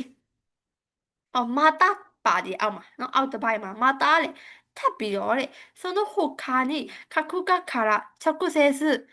နော်直接ဒီမှာကြောက်မလို့အခြားပေါ့လေအခြားအပြင်เนาะဆုံးတော့ဟိုခါနေဆိုတာအဲ့လာအပြင်အခြားတော့ဌာနတစ်ခုချင်းစီကနေဓာတ်ရိုက်เนาะဓာတ်ရိုက်မှာကြတော့ပေးပို့ခြင်းနဲ့ပေါ့လေဓာတ်ရိုက်ပေးပို့ခြင်းနဲ့အဲ့တေစာခီဆိုတာကတစ်ဖက်တွေလိပ်စာပေါ့လေဓာတ်ရိုက်ပေးပို့ခြင်းနဲ့လိပ်စာမျိုးရှိတယ်ဆိုလို့ရှိရင်တော့အားလို့ဘာကြီးပါဆိုတာရှိတဲ့အခါမျိုးဆိုလို့ရှိရင်เนาะ各科で発送をお願いします。各科ဆိုတာဌာနတစ်ခုချင်းစီမှာနော်ဌာနတစ်ခုချင်းစီမှာပေးဖို့တောင်းဆိုပါတယ်တဲ့必要分は必要分の挨拶状を配りますのでလိုအပ်တဲ့အရေးအတွက်ရှိမယ်အမတို့ဒီ ISA ကြောတွေပေါ့လေတုတ်ဆက်စာတွေကိုဝေပေးမဲ့အတွက်ကြောင့်မလို့ဂျူကားစ်စန်ဂျူနီချီမာတဲ့နိその数をお知らせくださいဆယ်လပိုင်း30ရက်နေ့နောက်ဆုံးထားပြီးတော့နော်ဆယ်လပိုင်း30ရက်နေ့နောက်ဆုံးထားပြီးတော့အတိပေးအကြောင်းကြားပေးပါတဲ့ပြီးရင်20နော်20が小12に各科に配る予定です17လပိုင်းရှော့ဂျွန်းစာမှာတော့လအစပေါ့လေနော်ဒီပထမအပတ်လအစမှာဌာနတစ်ခုချင်းစီကိုခုပါလို့ဆိုတာကဝေပေးဖို့နော်ဝေပေးဖို့စီစဉ်ထားလို့ပါတဲ့နော်ဝေပေးဖို့စီစဉ်ထားပါတယ်တဲ့ဟုတ်ပြီအဲ့ဒါဆိုရင်မတို့ဒုတိယပိုင်းကကြတော့ထပ်ပြီးတော့နော်အခြားသောဌာနတွေကနေကွာဓာတ်ရိုက်ကိုစိုးဖူနော်စိုးဖူစတိုင်အိုင်တဲ့စာခိစားဓာတ်ရိုက်ပေးပို့ခြင်းနဲ့လိပ်စာမျိုးရှိတယ်အခါမျိုးเนาะရှိတယ်ဆိုလို့ရှိရင်เนาะထပ်ပြီးတော့အခြားသောဌာနတီးကနေပြီးတော့သူတို့ဓာတ်ရိုက်ပေးပို့ခြင်းနဲ့အခြားလိပ်စာမျိုးရှိတယ်အခါမျိုးဆိုလို့ရှိရင်လေဌာနတစ်ခုချင်းစီမှာပေးပို့ဖို့တောင်းဆိုပါတယ်လိုအပ်တဲ့ဒါအိုင်ဆာစ်ဂျောတွေကိုသူတို့ထပ်ပြီးတော့ဝေပေးမယ်ပေါ့ဝေပေးမဲ့အတွက်ကြောင့်မလို့ဆယ်လပိုင်း30ရက်နေ့နောက်ဆုံးထားပြီးတော့အဲ့အရေးအတွက်ကိုပြောပေးပြီးလို့ရှိရင်17လပိုင်းလအစမှာတစ်ခုဌာနတစ်ခုချင်းစီကိုဝေပေးဖို့စီစဉ်ထားတယ်ပေါ့အဲ့မှာမတို့ကလုံးဝမဲ့အချက်ကလေနှစ်ချက်တွေ့ရပေါ့လေလုံးဝမဲ့အချက်ကိုနှစ်ချက်တွေ့ရနှစ်ချက်မှာတစ်ချက်ကမတို့ဗာလဲဆိုတော့ဒီ list တွေကိုစစ်ဆေးပြီးသွားလို့ရှိရင်ပြင်ဆင်ရမယ့်အပိုင်းရှိလို့ရှိရင်เนาะဒါသူတို့ကိုပြောပေးပေါ့ နော်ပြောပြီးအဲ့ဒါတစ်ခုနောက်တစ်ချက်ကကြတော့မှလို့အခြားကိုပေးပို့ခြင်းတဲ့လိပ်စာမျိုးရှိတဲ့အခါမျိုးလို့ပါတယ်အားလို့ဘာကြီးဝါလို့ပါတယ်နော်အဲ့တော့ကိုပေးပို့ခြင်းတဲ့လိပ်စာမျိုးရှိတဲ့အခါမှဒါသူတို့လိုအပ်တဲ့အရေးအတွက်ကိုပြောပေးပေါ့အဲ့ဒီမှာတော့မရှိရင်ပါတယ်ပြောစရာမလိုဒါကြီးကတက်လားအဲ့ဒါကိုလည်းပြန်စဉ်းစားကြည့်သူကရှိတဲ့အခါမျိုးလို့ပြောတယ်ရှိတဲ့အခါမျိုးဒါလိုအပ်တဲ့အရေးအတွက်ကိုပြောပေးအဲ့ဆိုရင်မရှိတဲ့အခါမျိုးဆိုရင်ပြောစရာမလိုအပ်ဘူးပေါ့အဲ့လိုအဓိပ္ပာယ်ကြီးရောက်သွားပြီနော်အဲ့တော့မေးခွန်းပြန်ကြည့်ရောမေးခွန်းကလောက်ရမယ့်အရာလောက်ကိုလောက်ရမယ့်အရာကိုမေးတာရှင်နာခေတယ်ပါနာရနိုင်ခုတူလို့မေးတာမေးခွန်းကလောက်ကိုလောက်ရမယ့်အရာလို့မေးတာအဲ့ဆိုရင်မလို့ဒုတိယအချက်အောက်ကပိုက်ကပြောတဲ့အချက်ကရှိတဲ့အချိန်မှလာလောက်ရမှာမရှိရင်လောက်စရာမလိုအဲ့ဒါကြီးနော်အဲ့တော့အောက်ကအချက်ကကြာမှာတော့ရှိတဲ့အချိန်မှလာလောက်ရမှာတခြားပေးဖို့ကျတဲ့လိပ်စာရှိမှသာလောက်ရမှာမရှိရင်လောက်စရာမလိုဘူးအဲ့တော့ဒါကြီးကလောက်ကိုလောက်ရမယ့်အထက်မပါဘူးတကယ်မှလောက်ကိုလောက်ရမယ့်အထက်ပါတဲ့ဟာကအပေါ်ကအပိုင်းအပေါ်ကဟာတော့မှလို့လုံးဝသူတို့ခါခုနေရလောက်ရမယ်စစ်ဆေးရမယ်စစ်ဆေးပြီးမှပြင်ဆင်ရမယ့်အခါမျိုးပြင်ဆင်ရမယ့်နေရာရှိလို့ရှိရင်တော့သူတို့ပြောပေးရမယ်ဒါကလောက်ကိုလောက်ရမယ့်အရာမျိုးပါတယ်စစ်ဆေးရမယ့်ဟာတကယ်ကိုစစ်ဆေးရမယ့်ဟာစစ်ဆေးရမယ့်ဟာတကယ်ကိုလောက်တဲ့အထဲမှာပါတယ်လောက်ကိုလောက်ရမယ့်အထဲမှာပါတယ်အဲ့တော့အမတို့အဖြေဖက်ကြည့်မယ်ဆိုရင်နံပါတ်1ကစုံမကခါလာအထွေဌာနကနေပြီးတော့နော်အထွေဌာနကနေပြီးတော့ソープしてほしい相手先のリストをဒီမှာကြတော့စာကုစေရှိ22日までに総務課に出すအထွေဌာနကနေပြီးတော့ပေးပို့စေခြင်းနဲ့တစ်ဖက်သူလိပ်စာကိုပြုလုပ်ပါတဲ့ပြုလုပ်ပြီးတော့22ရက်နေ့နောက်ဆုံးထားပြီးတော့အထွေဌာနကိုပို့ပေးတဲ့အဲ့မှာဗာပြောတယ်အပေါ်ကပြုတ်လုပေးပါဆိုတဲ့ဟာကြီးကသူတို့ပြုတ်လုပြီးပြီးပြုတ်လုခဲ့တယ်လို့ပြောတဲ့အတွက်ဒါကြီးကလုံးစရာမလိုတော့ဘူးစေးစားခုရှိမှရှိတာပြုတ်လုခဲ့ပြီးပါပြီပြုတ်လုပြီးပါပြီလို့ပြောတဲ့အတွက်အမတို့အမှပြုတ်လုစရာမလိုတော့ဘူးအဲ့ဆိုရင်ဒါသိကြတယ်အချိဘန်းကြီးကလုံးဝမှားတယ်အချိဘန်းကြီးပြီးတော့နောက်တဲ့သူနဲ့ဆင်တူတဲ့စမ်းပန်လည်းအမတို့ဒီဌာနတစ်ခုချင်းစီကနေပြီးတော့ဓာတ်ရိုက်ပေးပို့မဲ့တစ်ဖက်သူလိပ်စာ list တွေကိုပြုတ်လုပါတဲ့အဲ့ list တွေအမတို့လုံးဝပြုတ်လုစရာကိုမလိုအပ်တော့ဘူးနော်အဲ့တော့一番နဲ့စမ်းပန်ကြီးရမှားသွားပြီအဲ့တော့နိဗ္ဗာန်နဲ့ယုံမှန်နိဗ္ဗာန်ယုံမှန်မှာနိဗ္ဗာန်ကစမှုကခါရဆိုပုစုရုအိုင်ဒက်စာခိနလစ်တူခခုနေရှိနော်အဲ့တော့အထွေဌာနကနေပြီးတော့ပေးပို့ခဲ့တဲ့တစ်ဖက်သူရိတ်စာတွေကိုနော်အထွေဌာနကနေပြီးတော့ပေးပို့ခဲ့တဲ့တစ်ဖက်သူရိတ်စာတွေကိုစစ်ဆေးပြီးတော့ရှုစိတ်ကအားရပါစစ်ဆေးရမယ့်အရာရှိလို့ရှိရင်22ရက်နေ့နောက်ဆုံးထားပြီးတော့စမှုကအထွေဌာနကိုအကြောင်းကြားပေးရမယ်နော်နံပါတ်4ကကြတော့မလို့ဌာနတစ်ခုချင်းစီကနေပြီးတော့ဓာတ်ရိုက်ပေးပို့မဲ့တစ်ဖက်သူလိပ်စာကိုတဲ့စစ်ဆေးပါတဲ့စစ်ဆေးပါဆိုတာရေမလို့မဟုတ်တော့စစ်ဆေးရမယ့်ဟာဘယ်ကဟာကိုစစ်ဆေးရမှာလဲဆိုလို့ရှိရင်စုမှုကနေပို့တဲ့ဟာမှာစစ်ဆေးရမှာဌာနတစ်ခုချင်းစီကပို့တဲ့ဟာကိုစစ်ဆေးရမှာမဟုတ်ဘူးစုမှုကနော်အထွေဌာနကနေပေးပို့ခဲ့တဲ့ list တွေကိုစစ်ဆေးရမှာအဲ့တော့ယွန်းပန်ရံလုံးဝမှားသွားဌာနတစ်ခုချင်းစီကားလို့ပါတဲ့အတွက်မှားသွားပြီအဲ့တော့အဖြေကမှလို့နိဗ္ဗာန်ပဲအဖြေဖြစ်မယ်နော်နိဗ္ဗာန်ပဲအဖြေဖြစ်မယ်နော်အမှမှာလေးကိုဆက်ဖက်ရင်နောက်ကပြင်ဆင်တဲ့အရာရှိတယ်ဆိုတာရတယ်မဟုတ်တော့ဘူးနော်အဲ့ဆိုရင်အဖြေကနိဗ္ဗာန်ဖြစ်မယ်နော်ဒီပု္ပ္ပစာလေးဟဲ့ကဲအဲ့ဆိုရင်နောက်ထပ်မှလို့ယွန်းပန်ဖက်ကြည့်အောင်ယွန်းပန်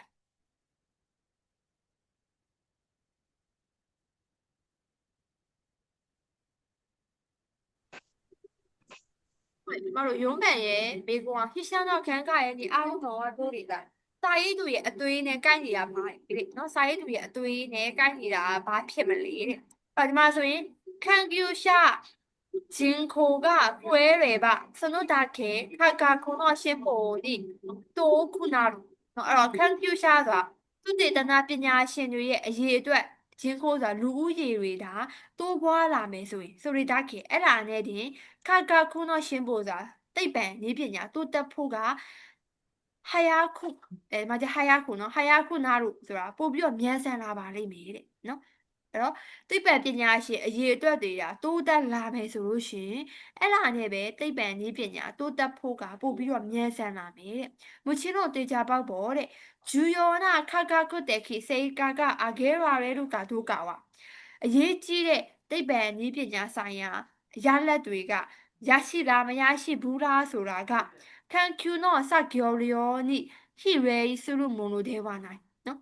ခံကျူစာမလို့ဒီသူတေသနာပြုလုပ်တဲ့လုပ်ငန်းရဲ့အရေးအတွက်ပေါ့ရယောဆိုတာကအရေးအတွက်ပမာဏတွေမှာဟိရေဆိုတာကအချိုးကျတာဟိရေစုရုမုံလို့သေးပါနိုင်ဆိုတာအချိုးကျတဲ့အရာမျိုးတော့မဟုတ်ပါဘူးတဲ့နော်တေချာတာကတခုကဘာလဲဆိုရင်အရေးကြီးတဲ့ဒါသိပ္ပံနည်းနော်သိပ္ပံနည်းကြဆိုင်ရာသိပ္ပံနည်းပညာဆိုင်ရာရလဒ်တွေရရှိလားမရရှိဘူးလားဆိုတာကဒီတုတေသနာပြုလုပ်တဲ့လုပ်ငန်းအရေးအတွက်တွေနဲ့လုံးဝမသက်ဆိုင်အချိုးမကျပါဘူးတဲ့အိုနီမိုစာရွစာရဲတို့ဂူဆန်စေနော်တာကိုင်းမုံတို့တာအိုနီမိုဆိုကိုယ့်ရဲ့ကံကြမ္မာလည်းလိုအပ်တယ်ပေါ့နော်ကံတရားလိုအပ်တယ်ပြီးတော့အဲ့လိုမျိုးမမျော်လင့်ဘဲနဲ့တွေ့ဆုံမှုတွေနော်မမျော်လင့်ဘဲနဲ့တွေ့ဆုံရတဲ့အဲ့လိုမှတော့ကံကြမ္မာပေါ့လေကံတရားတွေလည်းအဲ့လိုမျိုးအရာတွေလည်းလိုအပ်ပါတယ်အဲ့လိုမျိုးအရာတွေလည်းရှိပါတယ်တဲ့ဒါငါဒါပေမဲ့လို့ပြောတယ်ဒါပေမဲ့သမနာခံကယောမွတ်တာတသမနာခံပြုရှာကအမျိုးမျိုးသောအသွေးတွေကိုပိုင်ဆိုင်ထားတယ်เนาะအမျိုးမျိုးသောအသွေးတွေကိုပိုင်ဆိုင်ထားတဲ့အမျိုးမျိုးသောခံကျူရှာဆိုတာသူတေသနာပညာရှင်တွေကတသမခံကျူနိဂျူးရှိစုလို့ဆိုတာမကြာတဆူပေါ့လေတဆူဆိုတာကအမျိုးမျိုးသောသူတေသနာတွေကိုဂျူးရှိเนาะဂျူးရှိရှုကြည့်စုလို့ဆိုတာမှာဘာလဲဆိုရင်အခုနာကိုပြုတ်လောက်တာနော်အမျိုးမျိုးသောသူတေသနာတွေကိုပြုလုပ်တဲ့အရာကြောင့်ဓာတွေကအဲ့ထဲရမှာနော်ဒီမှာလို့အမျိုးမျိုးသောသူတေသနာတွေထဲမှာတယောက်ယောက်ကဒိုင်းဟတ်ခံကိုစုလို့ဆိုတာကြီးကြီးမားမားရှာဖွေတွေ့ရှိမှုယူဖြစ်သွားနိုင်မယ်ခါခုရီစကတာကာခုနာတို့ဖြစ်နိုင်ချေအရင်ကိုမြင့်မားပါတယ်တဲ့အဲ့ဒီမှာဒီတပတ်ရောမှပြန်ပြောပေးမယ်အဲ့တော့သိပ္ပံပညာရှင်တွေအရေးအတွက်တွေကတိုးလာမယ်ဆိုရင်အဲ့ဒါနဲ့ပဲသိပ္ပံနည်းပညာတိုးတက်ဖို့ကပို့ပြီးတော့မြန်ဆန်လာလိမ့်မယ်တေချာတစ်ခုကဘာလဲဆိုရင်အရေးကြီးတဲ့သိပ္ပံနည်းပညာဆိုင်ရာရလဒ်တွေကိုပေးနိုင်လားမပေးနိုင်ဘူးလားဆိုတာကနည်းပညာတွေရဲ့เนาะဒီသိပ္ပံနည်းပညာတွေရဲ့အမှသူတေသနာပြုလုပ်တဲ့ပမာဏတွေနဲ့အချိုးမကျဘူး။နော်ဒါတွေကလုံးဝအချိုးမကျဘူး။ကံတရားအပေါ်မှာလည်းမူတည်သေးတယ်ပေါ့ပြောချင်တာနော်။ကံတရားအပေါ်မှာလည်းမူတည်သေးတယ်။ဒါပေမဲ့အမျိုးမျိုးသောအသွေးတွေပိုင်ဆိုင်ထားတဲ့အမျိုးမျိုးသောဒီသူတေသနာပညာရှင်တွေကအမျိုးအစားတွေအများကြီးသူတေသနာကိုပြုလုပ်ခြင်းဖြင့်အဲ့ထဲမှာအဲ့လိုမှတော့အများကြီးပြုလုပ်တဲ့ထဲမှာသူတို့တွေထဲမှာတယောက်ယောက်ကနော်တယောက်ယောက်ကဒီရှာဖွေမှုကြီးကြီးမားမားကြီးကိုတွေ့ရှိသွားနိုင်ခြေကအများကြီးရှိပါတယ်နော်အဲ့တော့အိုးခုတော့အခန်းပြရှာပါသူတေသနာပညာရှင်အများစုကတသမနာခံခရနေမို့တို့ဆိုရတဲ့ခံကျူစုရုကိုတော့その上なကိုကျူရောတာနော်အဲ့တော့သိပ္ပံပညာရှင်အများစုကအမျိုးမျိုးသောအသွေးတွေကိုအခြေခံပြီးတော့သူတေသနာပြုလုပ်ဖို့ဆိုတာကမတ်တိုမိုဆိုတာကအလိုအပ်ဆုံးဂျူယောတာဆိုအရေးကြီးဆုံးပဲဖြစ်ပါတယ်မတ်တိုမိုဂျူယောတာဆိုအရေးကြီးဆုံးအကြောင်းအချက်ပဲဖြစ်ပါတယ်ဒါဆိုရင်မတို့သူတေသနာတွေနော်သူတေသနာပြုလုပ်ဖို့ဆိုတာကအမျိုးမျိုးသောကိုယ့်ရဲ့အသွေးတွေကိုအခြေခံပြီးတော့ပြုလုပ်ဖို့ကတော့အရေးကြီးဆုံးအရာပဲဖြစ်တယ်တဆနော်နော်တဆနော်ခံကျူရှာကဟိတောဆုနာခံကရဲ့နိစွတ်တယ်အဲ့တော့သူတတနာပညာရှင်အများစုကတခုတည်းတော့အသွေးနီလန်းအတိုင်းပဲခံကျူစုလို့တူယူနော်ဟာနော်တခုတည်းတော့အသွေးနီလန်းကိုပဲကိုကသူတတနာပြုလုပ်သွားမယ်ဆိုလို့ရှင်တော့မိရိုင်းဝနိုင်တာတော့အနာဂတ်မှာဖြစ်လာမှာမဟုတ်ပါဘူးတဲ့ဒါဆိုရင်စာရေးသူကပြောချင်တာအမှားလို့ပို့ပြီးတော့သူတေသနာတွေကိုပို့ပြီးတော့လှုပ်ချင်တယ်ဆိုလို့ရှိရင်အရေးကြီးဆုံးကဘာလဲဆိုရင်အမျိုးမျိုးသောအသွေးတွေကိုအခြေခံဖို့ကအရေးကြီးဆုံးပဲနော်အဲ့တော့အကယ်၍ကွာအမားတို့ကပညာရှင်အများကြီးကတခုတည်းသောအသွေးအတိုင်းတခုတည်းသောအသွေးနည်းလမ်းကြီးပဲနော်တခုတည်းသောအသွေးနည်းလမ်းနဲ့ပဲပြုလုပ်သွားမယ်ဆိုရင်အဲ့ဒါအနာဂတ်မှာဖြစ်လာမှာမဟုတ်ဘူးအဲ့အတွက်တခုတည်းသောနည်းလမ်းကိုမသုံးနဲ့လို့သူကပြောချင်တာနော်တခုတည်းသောနည်းလမ်းကိုမသုံးဘဲနဲ့အမျိုးမျိုးသောနည်းလမ်းတွေကိုအခြေခံပြီးတော့ပြုလုပ်သွားဖို့ကတော့အရေးကြီးဆုံးပဲလို့ပြောတယ်နော်အပေါ်မှာသူပြောရလေအမျိုးမျိုးသောအသွေးတွေပိုင်ဆိုင်ထားတဲ့အမျိုးမျိုးသောပညာရှင်တွေကသူ့ရဲ့ဒါသူတေသနာနော်သူတေသနာအမျိုးမျိုးကိုပြုလုပ်ခြင်းဖြင့်အဲ့ထဲမှာတယောက်ယောက်ကအကြီးကြီးမားမားရှာဖွေတွေ့ရှိသွားနိုင်ချေကမြင့်မားပါတယ်လို့ပြောတယ်ဒါဆိုရင်မတို့ကခဏပြောသူလိုပဲသူတို့နည်းပညာတိုးတက်ချင်တယ်သိပ္ပံနည်းပညာတိုးတက်ချင်တယ်ဆိုလို့ရှိရင်အမျိုးမျိုးသောအသွေးတွေကိုပြုလုပ်ထားဖို့ကအရေးကြီးတယ်တခုတည်းသောအသွေးတွေနဲ့ဒုတ်သွားလို့မရဘူး တခုတည်းတော့အသွေးတွေနဲ့လှုပ်သွားမယ်ဆိုလို့ရှိရင်တော့အနာဂတ်မှာဖြစ်လာမှာမဟုတ်ဘူးအမျိုးမျိုးသောအရာတွေ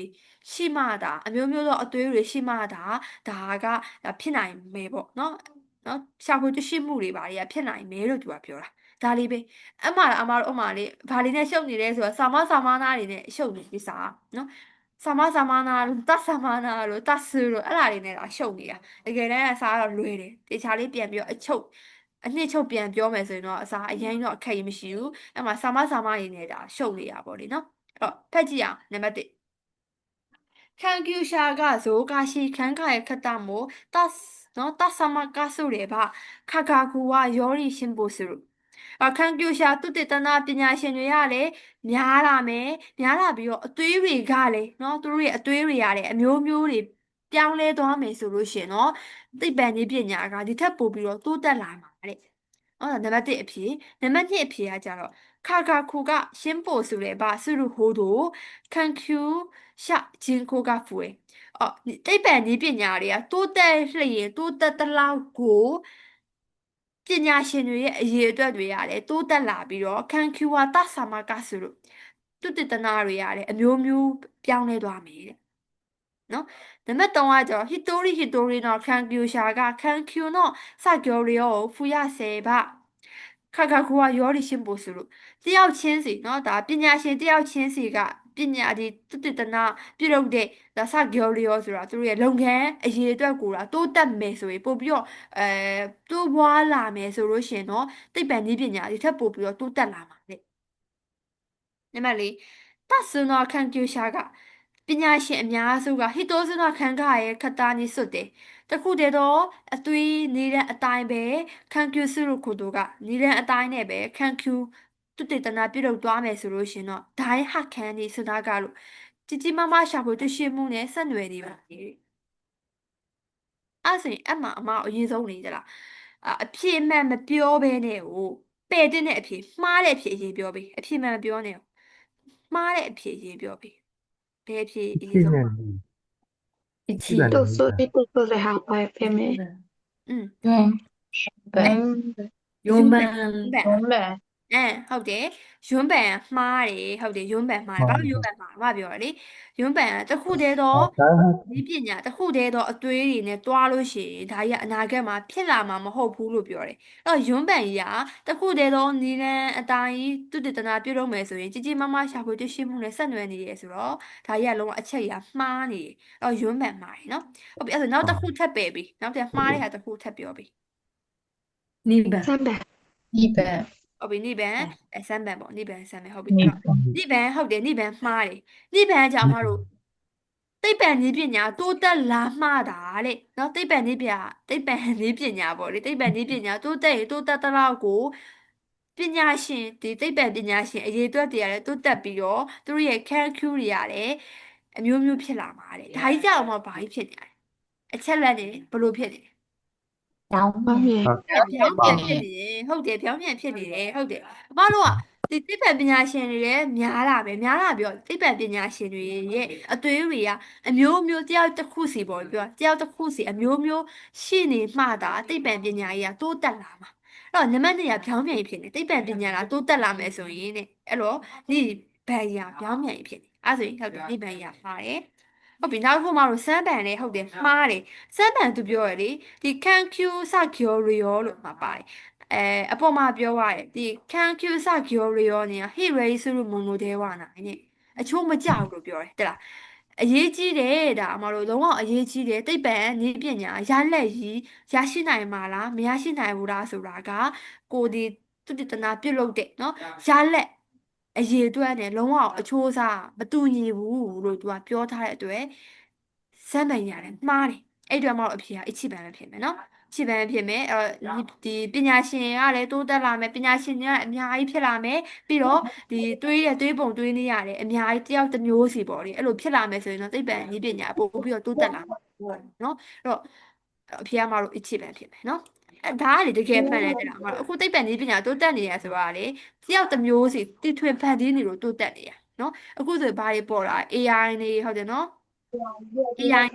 ဒီပြနေပို့ပြီးတော့တိုးတက်လာဒီကလေမတို့တယောက်တစ်မျိုးစီကိုယ်အသွေးခေါ်တွေမတူညီဘူးတယောက်တစ်မျိုးစီနော် တယောက်တစ်မျိုးစီဖြစ်နေလို့ဒါအသွေးခေါ်တွေကအမျိုးမျိုးစီဖြစ်နေလို့လားသိပ္ပံပညာတွေပို့ပြီးတော့တိုးတက်လာတာပေါ့နော်ဟိုင်တရားစင်မကိုဆက်ပြီးတော့ကော့ဘန်လေးဖတ်ကြည့်ပါကော့ဘန်ဖတ်ကြည့်ပါ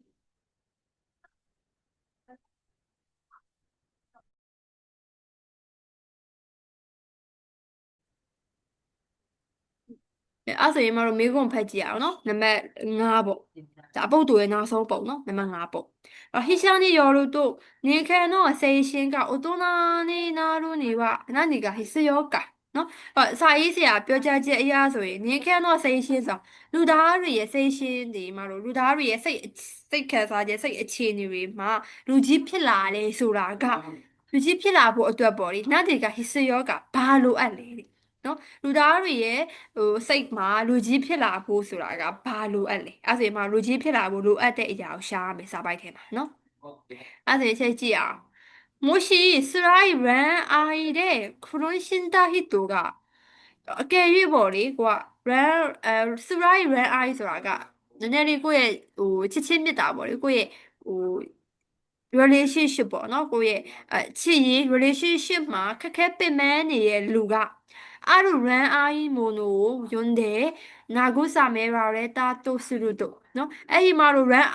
ran eye မို့လို့ဆိုတာကလေချစ်ချင်းဝတ္ထုစာအုပ်တစ်မျိုးပေါ့လေနော်အဲ့ဝတ္ထုစာအုပ်တွေကိုဖတ်ပြီးတော့နော် ran eye မို့လို့ဆိုတာဒီအချစ်ဝတ္ထုစာအုပ်တွေကိုဖတ်ပြီးတော့နာဂုစာမဲဆိုတာကွာနှစ်သိမ့်တာခံရတယ်နှစ်သိမ့်တာခံလိုက်ရမယ်ဆိုလို့ရှိရင်တော့ဆိုတော့ယောခီနောခုတိုတိုယူနော်အဲ့အချိန်မှာရရှိခဲ့တဲ့အကြောင်းအရာတွေကအတူမားတယ်ဟိုးနောက်အထီကိုずっと覚えているものですတောက်လျှောက်ယူကွာမှတ်မိသွားပါလိမ့်မယ်တဲ့人生でそういう経験を持っている人はやっぱり幸いだと私は思いますလူဘဝမှာအဲ့လိုမျိုးအတွေ့အကြုံရရှိရလူကတော့တေချာပေါက်ပျော်ရွှင်မယ်လို့တော့ကျွန်တော်ကထင်ပါတယ်တဲ့နော်အဲ့ဆိုရင်မတို့ဒီတစ်ပိုက်ထိပြန်ပြောပြမယ်နော်အကယ်၍ကွာကို relationship ကအရင်ကိုပင်ပန်းခက်ခဲနေတယ်เนาะအရင်အခက်တွေ့နေတဲ့လူကအချစ်ဝတ္ထုစာအုပ်တွေချစ်ချင်းနဲ့သက်ဆိုင်တဲ့စာအုပ်တွေကိုဖတ်ပြီးတော့နှစ်သိမ့်မှုခံယူနိုင်မယ်ဆိုလို့ရှိရင်အဲ့ဒီအချိန်မှာကိုရရှိခဲ့တဲ့အရာတွေကဟိုးနောက်အထီကိုနောက်ဆုံးအထီကိုတစ်လျှောက်လုံးကိုကမှတ်မိသွားမယ်နော်အဲ့တော့လူဘဝမှာအဲ့လိုမျိုးအတွေ့အကြုံဆိုတာမှာဆိုယူခေခံဆိုတာအရှိကိုပြန်ညွှန်းတာဘာခေခံလဲဆိုတာကဒီလိုမျိုးစာအုပ်ဖတ်ပြီးတော့နော်စာအုပ်ဖတ်ပြီးတော့နှစ်သိမ့်မှုရရှိခဲ့တဲ့အရာပေါ့နော်စာအုပ်ဖတ်ပြီးတော့နှစ်သိမ့်မှုတွေရရှိခဲ့တဲ့အတွေ့အကြုံပေါ့အဲ့ဒီအတွေ့အကြုံတွေရရှိခဲ့တဲ့လူကတော့တေချာပေါက်ပျော်ရွှင်မဲလို့တော့ကျွန်တော်ကထင်ပါတယ်တဲ့နာဒီမိုရန်အာယီနိခါဂီဘာနိုင်ခဲတဲ့သူနော်ချစ်ချင်းမြတ်တာကအကန့်အသတ်လုံးဝမရှိနော်ချစ်ချင်းမြတ်တာဆိုတာကဘာမှအကန့်အသတ်မရှိပေမဲ့လေそのような深い体験を持っているとအဲ့လိုမျိုးနဲ့ဆိုင်တဲ့အတွေ့အကြုံမျိုးဒါကိုကရရှိမယ်ဆိုလို့ရှိရင်တော့ရရှိမယ်ဒါမှမဟုတ်ရှင်လေကွန်တူကနောက်အချိန်မှာတော့ဂဲဂျီမွန်တို့ကတာရီနော်ယောနာခိုတန်စာကိုဟင်းကိုယွန်းတယ်မို့နော်ဒါမှမဟုတ်လည်းကွန်တူစာနောက်တစ်ခေါက်မှဆိုလို့ရှိရင်တော့ဂဲဂျီမွန်တို့ကတာရီဆိုတာဒီပုံမြင်လေးဝတ္ထုပေါ့လေအဲ့လိုမျိုးခိုတန်စာကိုဟင်းဆိုတာဟိုးအရင်ကဒါဝတ္ထုကိုနော်အရန်ကောင်းမွန်တဲ့ဝတ္ထုတွေကိုဖတ်တာမျိုးတွေပဲဖြစ်ဖြစ်အဲ့လိုလုပ်ပြီးတော့တဲ့ဖူခါခုအာဂျီဝါအိုခိုတိုကတဲ့ခီရိုနက်ရှိုင်းနဲ့အရသာမျိုးကိုခံစားနိုင်ပါတယ်တဲ့ဆိုရတဲ့အဲ့လိုလုပ်ပြီးတော့နေခံတော့စေရှင်မအိုတိုနာနီနာတဲ့ခွန်ဒက်လူသားတွေရဲ့စိတ်အခြေအနေတွေကလူကြီးတွေဖြစ်လာတာပါတဲ့နော်အဲ့လိုလုပ်ပြီးတော့လူသားတွေရဲ့စိတ်အခြေအနေတွေကလူကြီးဖြစ်လာတာအဲ့မှာဆိုရတဲ့ဆိုတော့အရှုပ်ပြတ်သွားရင်ဘာလဲဆိုလို့ရှိရင်ဘာလဲဆိုလို့ရှိရင်အာဒီမှာပေါ့လေအရှိကိုပြန်ပြီးတော့သွားလို့ရှိရင်ချစ်ချင်းမြတ်တာဆိုတာကဘာမှအကန့်အသတ်မရှိဘူးအဲ့လိုမျိုးအနဲ့ဆိုင်အတွေ့အကြုံမျိုးယူလိုက်တာမျိုးတွေဒါမှမဟုတ်လည်းနောက်တစ်ချိန်မှာမတို့ဒီကန်ဂျီမွန်နိုဂါတာရီနော်ဟိုးအရင်ကအရန်ကောင်းတဲ့ဝတ္ထုတွေကိုဖတ်လိုက်တာပဲဖြစ်ဖြစ်နဲ့ဆိုင်တဲ့အတွေ့အကြုံမျိုးကိုကလောက်ရမယ်ပေါ့နော်အမတို့အဲ့လိုမျိုးနဲ့ဆိုင်တဲ့အတွေ့အကြုံဆိုတာကိုပြန်ပြီးတော့ထက်ရှင်းပြအရှိကိုပြတ်သွားစိုးတွေနဲ့သူကတုံးထားတာဆိုအရှိပြန်ပြီးတော့သွားမယ်နော်အဲ့လိုမျိုးနဲ့ဆိုင်အတွေ့အကြုံဆိုတာဘာလဲဆိုခဏအမတို့ပြောခဲ့တယ်ကိုကချစ်ချင်းမြတ်တာနဲ့အဲ့လိုပတ်သက်ပြီး relationship မှာနည်းနည်းလေးခံစားနေရပြီဆိုရင်စာအုပ်ဖတ်ပြီးတော့စာအုပ်ထဲကနေရရှိခဲ့တဲ့စာအုပ်ကနေကိုနှစ်သိမ့်မှုပေးခဲ့တဲ့အတွေ့အကြုံပေါ့အဲ့ဒါပြောရနော်အဲ့အတွေ့အကြုံတွေ ကိုအဲ့တွေ့ကြုံမျိုးတွေယူတာမျိုးတွေဒါမှမဟုတ်နောက်တစ်ချိန်မှာအမတို့ဂန်ဂျီမိုနိုဂါတာရီလိုမျိုးစာအုပ်တွေဖတ်ပြီးတော့ပို့ပြီးတော့နှက်ဆိုင်စီရဲ့ခန်းစားချက်တွေကိုခန်းစားမယ်ပေါ့ခန်းစားပြီးတော့မှအဲ့လိုလုပ်ပြီးတော့မှလူသားတွေရဲ့စိတ်အခြေအနေတွေကလူကြီးဖြစ်လာမှာဒါလေးပဲเนาะသူကအမတို့စာပိုက်တွေကဆိုးတွေနဲ့အရှိကိုပြန်ပြီးတော့ညှိုးတဲ့ဟာတွေကပါနေတာเนาะအဲ့တော့နံပါတ်1ကスライで聞くと読書で慰めた経験နော်ဒီလိုမျိုးမတို့ကိုယ့်ရဲ့လူသားတွေရဲ့စိတ်အခြေအနေတွေကလူကြီးဖြစ်လာဖို့အတွက်လိုအပ်တဲ့ဟာဘာလဲတဲ့နံပါတ်1ကဒီပင်မခက်ခဲတဲ့အဖြစ်အပျက်တွေကိုစာအုပ်ထဲမှာပဲနှစ်သိမ့်မှုရရှိခဲ့တဲ့အတွေ့အကြုံနံပါတ်2ကကြတော့スライランアユいつまでも忘れられない経験ကိုပင်မတွေ့ကြုံခဲ့ရတဲ့အချစ်ချင်းမြတ်တာကိုဘယ်တော့မှလုံးဝမမေ့တော့တဲ့အတွေ့အကြုံနဲ့ဘယ်တော့မှမမေ့တော့တဲ့အတွေ့အကြုံနံပါတ်3ကကြတော့ခူရိုရှင်တေးလူဟီတိုနာကုစာမေတာခဲခဲဒုက္ခရောက်နေတဲ့သူတို့ပင်မခက်ခဲနေတဲ့လူကိုနှစ်သိမ့်ပေးတဲ့အတွေ့အကြုံနံပါတ်4ကကြတော့ခိုးတဲစာကိုဟွန်တကုဆန်ယွန်းတာခဲခဲဒီလက်ရအကောင်းပေါ့ဟိုးအရင်ကရှိတဲ့ဒါဝတ္ထုလက်ရအကောင်းတွေကိုအများကြီးဖတ်ပြီးရရှိခဲ့တဲ့အတွေ့အကြုံဟုတ်ပြီအဲ့ဆိုရင်မတို့အရင်ဆုံးမမှားတဲ့ဟာအရင်ပယ်ပေးပါ ဒီကနှစ် อืม 3 4 မှားတဲ့ဟာအရင်ဆုံးမှားတဲ့ဟာတစ်ခုဆိုရင်ဘာဖြစ်မလဲ 3 နဲ့ 4စမ်းပန်နော်ဟုတ်တယ်စမ်းပန်မှားတယ်ဟုတ်တယ်မဟုတ်စမ်းပန်ကဒါကြီးကလုံးဝမပြောထားဘူးလေနော်ပင်ပန်းခက်ခဲတဲ့ဒါ นี่ပဲ ချစ်ချင်း relation ကတဲ့ဘယ်တော့မှမမေ့သွားဘူးလေမမေ့သွားတဲ့အတွေ့အကြုံဆိုတာကလုံးဝအောင်မလို့စာပိုက်ထဲမှာမပြောထားဘူးမပါဘူးနော်မပါဘူးဆိုတော့ဒါကြီးကမှားတယ်ပြီးတော့နံပါတ်3ကဒီပင်မခက်ခဲနေတဲ့လူကိုနှစ်သိမ့်ပေးခဲ့တဲ့အတွေ့အကြုံလေမဟုတ်ဘူးကိုကပင်မနေလို့စာအုပ်တွေစီကနေပြီးတော့နှစ်သိမ့်မှုခံယူနေရတာအဲ့တော့စမ်းပန်ကြီးကမှားတယ်ရုံးပန်ထဲမှာလို့ဒီရှေးအရင်ကဟိုးအရင်ကဒီဝတ္ထုစာအုပ်တွေကိုအများကြီးဖတ်ခဲ့တဲ့အတွေ့အကြုံတွေဒီလိုဝတ္ထုစာအုပ်တွေအများကြီးဖတ်ပြီးတော့လူကြီးဖြစ်လာတာလေလူကြီးဖြစ်လာအဲ့လိုတော့မဟုတ်သူပြောချင်တာကွာအမတို့ဒီလိုမျိုးလူကြီးဖြစ်လာလဲဆိုတာကစာအုပ်တွေဖတ်ပြီးတော့အဲ့စာအုပ်ပြရရှိခဲ့တဲ့အတွေ့အကြုံတွေကနေပြီးတော့ကိုလူကြီးဖြစ်လာအမှမှာဒီလိုမျိုးအတွေ့အကြုံတွေပို့ပြီးတော့နည်းနည်းရှိုင်းခံစားခြင်းတယ်ဆိုလို့ရှိရင်တော့အမတို့ဒီဂဲဂျီမိုနိုဂတာရီလိုမျိုးဟိုးအရင်ကစာအုပ်တွေကိုဖတ်လို့ရှိရင်လည်းဒီလိုမျိုးအတွေ့အကြုံတွေခံစားရမယ်ပေါ့အဲ့တော့ရွန်းပန်ရအောင်မှားတယ်တလားဒီအရင်ကစာအုပ်တွေဟိုအများကြီးဖတ်ခဲ့တဲ့အတွေ့အကြုံလည်းမဟုတ်ဘူးဟုတ်လားဒီစာအုပ်တွေကိုဖတ်ပြီးမှဒီစာအုပ်တွေကရရှိခဲ့တဲ့အတွေ့အကြုံတွေကိုပြောချင်တာအဲ့တော့အဖေကအချစ်မှန်ဖြစ်မယ်နော်ကိုပင်မခက်ခဲရအတွေ့အကြုံတွေကိုစာအုပ်ဖတ်ပြီးတော့အဲ့ရနေပြီးတော့ကိုကနှစ်သိမ့်မှုခံယူခဲ့ရတဲ့အတွေ့အကြုံနော်ရမယ်နော်ဒါလေးကအဖေကအချစ်မှန်ဖြစ်မယ်နော်အဲ့တော့အခုမှလို့ဒါစားပိုင်းအတူပြီးသွားပါပြီငါးပုတ်ပဲမေးတယ်အဲ့တော့ငါးပုတ်ကိုအချိန်3မိနစ်လောက်နဲ့ရအောင်ဖတ်ပါအဲ့တော့ဆက်စကြီးကတော့အမတို့3မိနစ်ကတော့ကိုတွေ့မရလောက်ဘူးပေါ့ဒီ3မိနစ်ဆိုရင်တော့ခဏလေးနဲ့အချိန်ကုန်သွားရဆိုတော့မရလောက်ဒါပေမဲ့များများဖက်လေးစာဖတ်တာပိုပြီးမြန်လာလိမ့်မယ်တလားစာဖက်မြန်ဖို့ဆိုတာကကိုယ့်ဘက်ကလည်းစာများများဖတ်ပေးဖို့လိုတယ်စာအများကြီးဖက်ရင်နဲ့မှာစာပိုက်ဖတ်တာမြန်လာလိမ့်မယ်เนาะအဲ့အတွက်皆さんတို့အခုဥက္ကဋ္ဌရှင်တစုံအမအခုလေ့ကျင့်ပေးတယ်လေ့ကျင့်ပေးတယ်လို့မျိုးနောက်အစုံတွေကိုလည်းကိုယ့်ဘာသာကိုအစမ်းလေ့ကျင့်တဲ့အချိန်မှာလည်းဘေးကနေပြီးအချိန်လေးတွေတိုင်မှာပေးထားပါတော့အချိန်မှတ်ထားကိုဖုန်းကနေပြီးအချိန်မှတ်ထား3မိနစ်အချိန်မှတ်နော်3မိနစ်အချိန်မှတ်စချင်းလုံးကတော့နည်းနည်း3မိနစ်ကြော်သွားတာမျိုးတွေရှိကောင်းရှိမယ်ဒါပေမဲ့ရတဲ့ကိစ္စမရှိဘူးနောက်ပိုင်းဖတ်တာများလာလို့ရှိရင်3မိနစ်ကွက်တိပြီးသွားလိမ့်မယ်အမကိုယုံတယ်လားအမကိုယ်တိုင်လည်းချင်းလုံးကတော့မပြီးဒီစာပိုက်တစ်ပိုက်ကိုအတူလေးကို9မိနစ်လောက်ဖတ်နေရတယ်ဒါပေမဲ့နောက်ပိုင်းဖတ်တာများသွားလို့ရှိရင်လေ3မိနစ်လောက်တော့ကွက်တိကိုပြီးတယ်နော်အဲ့ဆိုရင်ဒါမှစာပိုက်အတူပြီးပြီဆက်ပြီးတော့စာပိုက်အလက်ကိုတွားမယ်နော်true bone ပေါ့လေ true bone စာပိုက်အလက်စာပိုက်အလက်ကိုထုံးစံအတိုင်းပဲအမှတပုတ်ကိုအစမ်းနမူနာဖြည့်ပြပေးမယ်နော် အဲ့တော့အမတို့ကစာပိုက်အလက်ကိုဖတ်ပုံဖတ်နည်းတစ်ချက်ပြောပြပေးမယ်စာပိုက်အလက်ဖတ်မယ်ဆိုရင်စာပိုက်ကရှည်ရရှည်ရတဲ့အတွက်ဆောင်ပွဲမှာအမတို့ကလေလုံးဝအချိန်က free ပေးထားတာမဟုတ်အချိန်ကအဖြစ်ချင်းတလောက်ဖြေကွာအချိန်ကိုရရင်တနေ့ကုန်ယူအဲ့လိုပေးထားတာမဟုတ်အချိန်ကိုအကန့်အသတ်နဲ့ပေးထားတာဖြစ်တဲ့အတွက်မတို့ဒီစာပိုက်အရှည်ဆိုရင်အကုန်ဖတ်ဖို့အချိန်မရှိဘူးစာပိုက်တစ်ပိုက်လုံးပါသမျှဣတိမရွေးပါသမျှဖတ်ဖို့အချိန်မရှိဘူးစာပိုက်အတူကတော့အမတို့အပုတ်ဒီစာပိုက်တွေကပါတဲ့စာကြောင်းလေးတွေကတစ်ကြောင်းတစ်ကြောင်းသုံးလေးကြောင်းပဲရှိရတဲ့အတွက်အချိန်ကအရင်မပေးရတဲ့အတွက်စာပိုက်ဒီအတူကတော့အကုန်ဖတ်ရမယ်ဒီလိုမျိုးစာပိုက်အလက်တွေစာပိုက်ရှည်တာတွေစာပိုက်အလက်တွေကြတော့အကုန်ဖတ်ဖို့အချိန်မရှိတော့တဲ့အတွက်ဖတ်နည်းပြောပြရမယ်ဆိုလို့ရှိရင်စစချင်းမှာတော့ဒီမေခွန်းတွေလာပြီဆိုလို့ရှိရင်ပထမဆုံးမေခွန်းဆိုလို့ရှိရင်ပထမအပိုက်မှာပဲဖြစ်ရှိမယ်နော်စစချင်းမေခွန်းမေးပြီစစချင်းအခု50ခွန်ဆိုတာအမတို့စစချင်းမေခွန်းဖြစ်တယ်နော်နံပါတ်50ခွန်ဆိုတာကပထမအဆုံးမေခွန်းဒီစာပိုက်ပေါ့လေနော်ဒီနံပါတ်1စာပိုက်ရဲ့ပထမအဆုံးမေခွန်းဖြစ်တယ်ဖြစ်တဲ့အတွက်ဒီ50ခွန်ကိုမနာဆန်တော့အဖြေရှာမယ်ဆိုရင်ပထမအပိုက်နားမှာအဖြေတော့ရှာဒီစာပိုက်တစ်ပိုက်လုံးလေဟိုးပထမဆုံးမှာဆိုရင်ပထမအပိုက်ဆိုဒီတစ်ပိုက်ပေါ့နော်ဒီတစ်ပိုက်ကို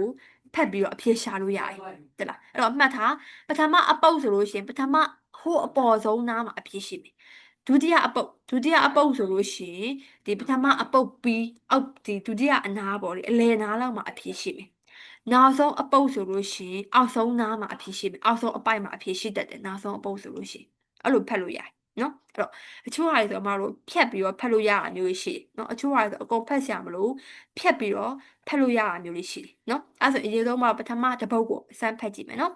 ပထမတစ်ပုတ်ကိုမေးခွန်းဖတ်မယ်ဆိုရင်မေးသားထားရဲ့စာကြောင်းနော်မြင်းသားထားရဲ့စာကြောင်းဖြစ်တယ်ဘာလဲဆိုရင်키라이나 비면 오 무리니 다베사세로 히스여와 나인도 간가에로 리유としてあっているのはどれか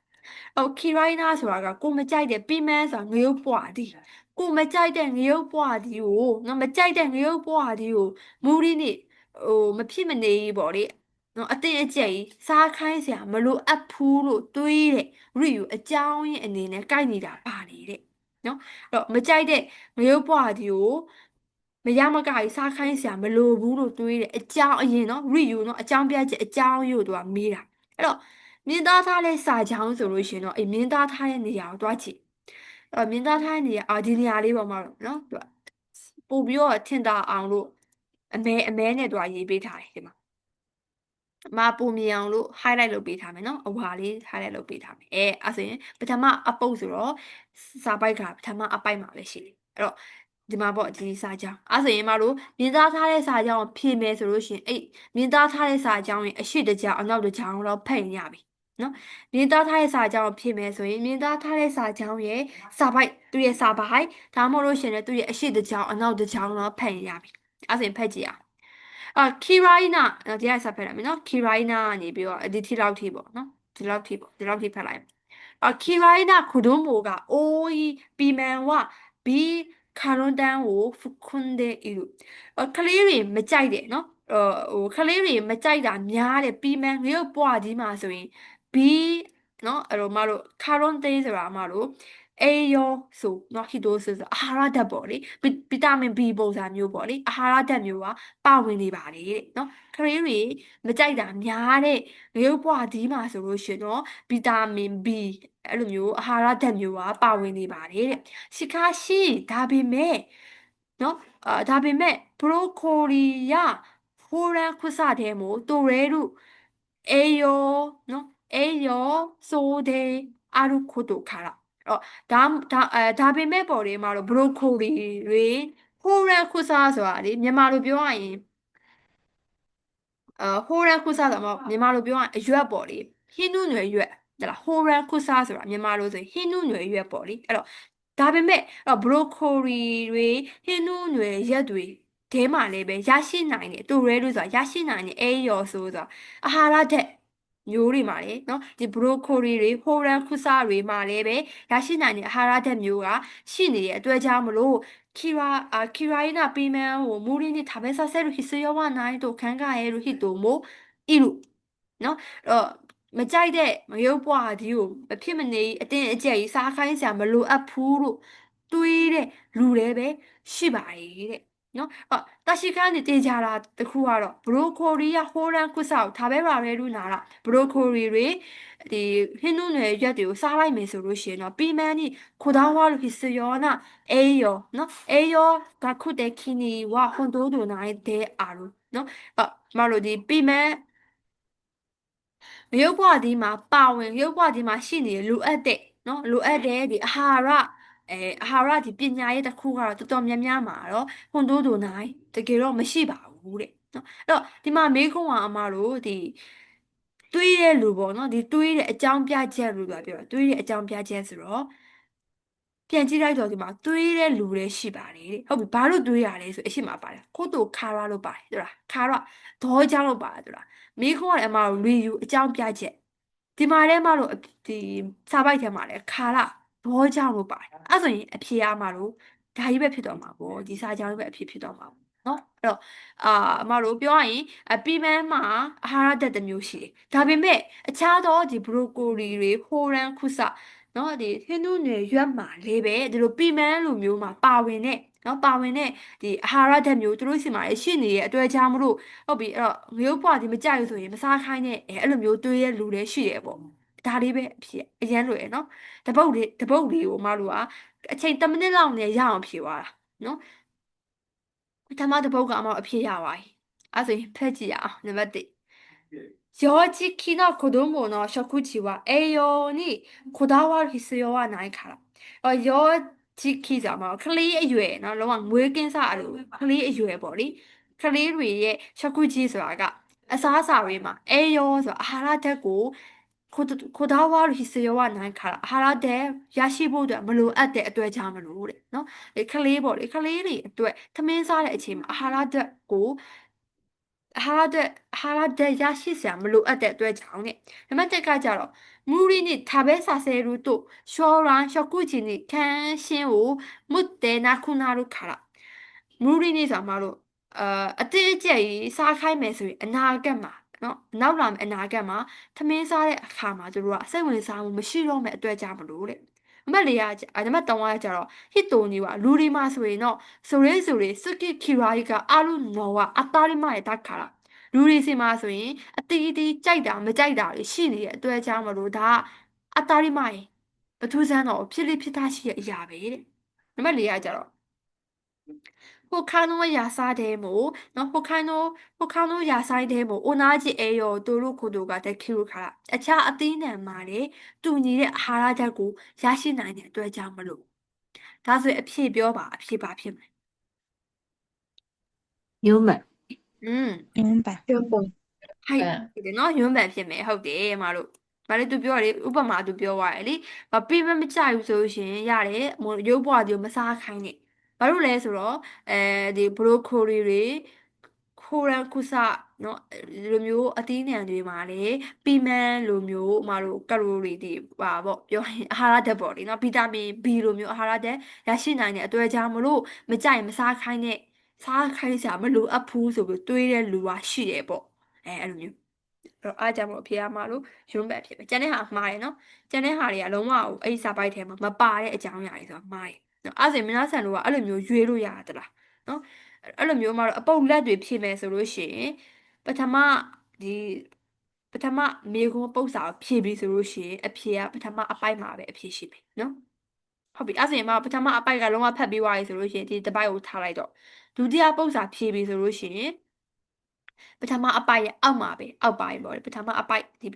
ဖတ်ပြီးသွားပြီဆိုရင်သူ့ရဲ့အောက်ပိုင်းဒီအလယ်ပိုင်းလောက်မှာအဖြေရှိတော့မယ်ဒီမှာဆိုရင်ဒီရှာဝ幼児期の子供にどのようなことをするのがいいと言っているかနော်စာရေးသူကဒီကလေးတွေကိုဘယ်လိုမျိုးလုပ်ရမလဲလုပ်တဲ့တယ်လို့သူပြောထားနေတဲ့နော်စာရေးသူကကလေးတွေအပေါ်မှာဘယ်လိုမျိုးလုပ်ရမလဲဘယ်လိုမျိုးလုပ်တဲ့တယ်လို့ပြောထားလေတဲ့ဒါဆိုမှတော့ဒီဒုတိယအပိုက်ကိုဖတ်ပြီးတော့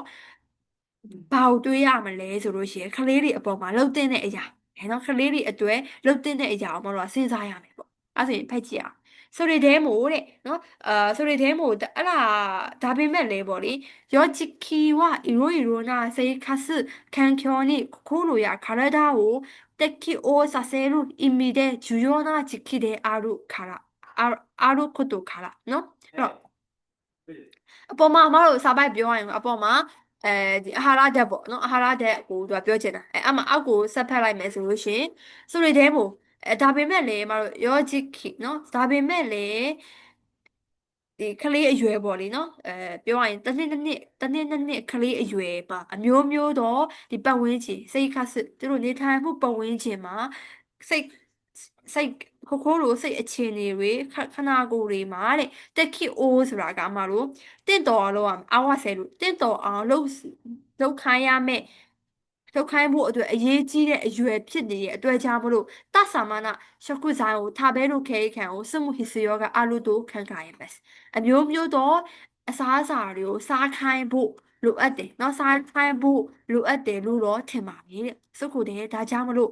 ခီရီခတာယအာဂျီစကေကိုခူဖူရှိဒါကြောင့်မလို့မတော့ကလေးတွေကိုထမင်းကျွေးပြီဆိုလို့ရှိရင်တော့ဒီအသီးနဲ့လှီးပုံလှီးနီးတွေခီရီခတာဆိုအသီးနဲ့လှီးပုံလှီးနီးတွေ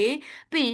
အာဂျီစကေဆိုအရသာအလိုထည့်တာမျိုးတွေကိုခူဖူရှိဆိုတာတီထွင်ဖန်တီးပြီးတော့เนาะကိုဘက်ကတီထွင်ဖန်တီးပြီးတော့ဟိတိုခုချီတဲ့မူအေးခါတာဒါပဲတဲ့မီယောတို့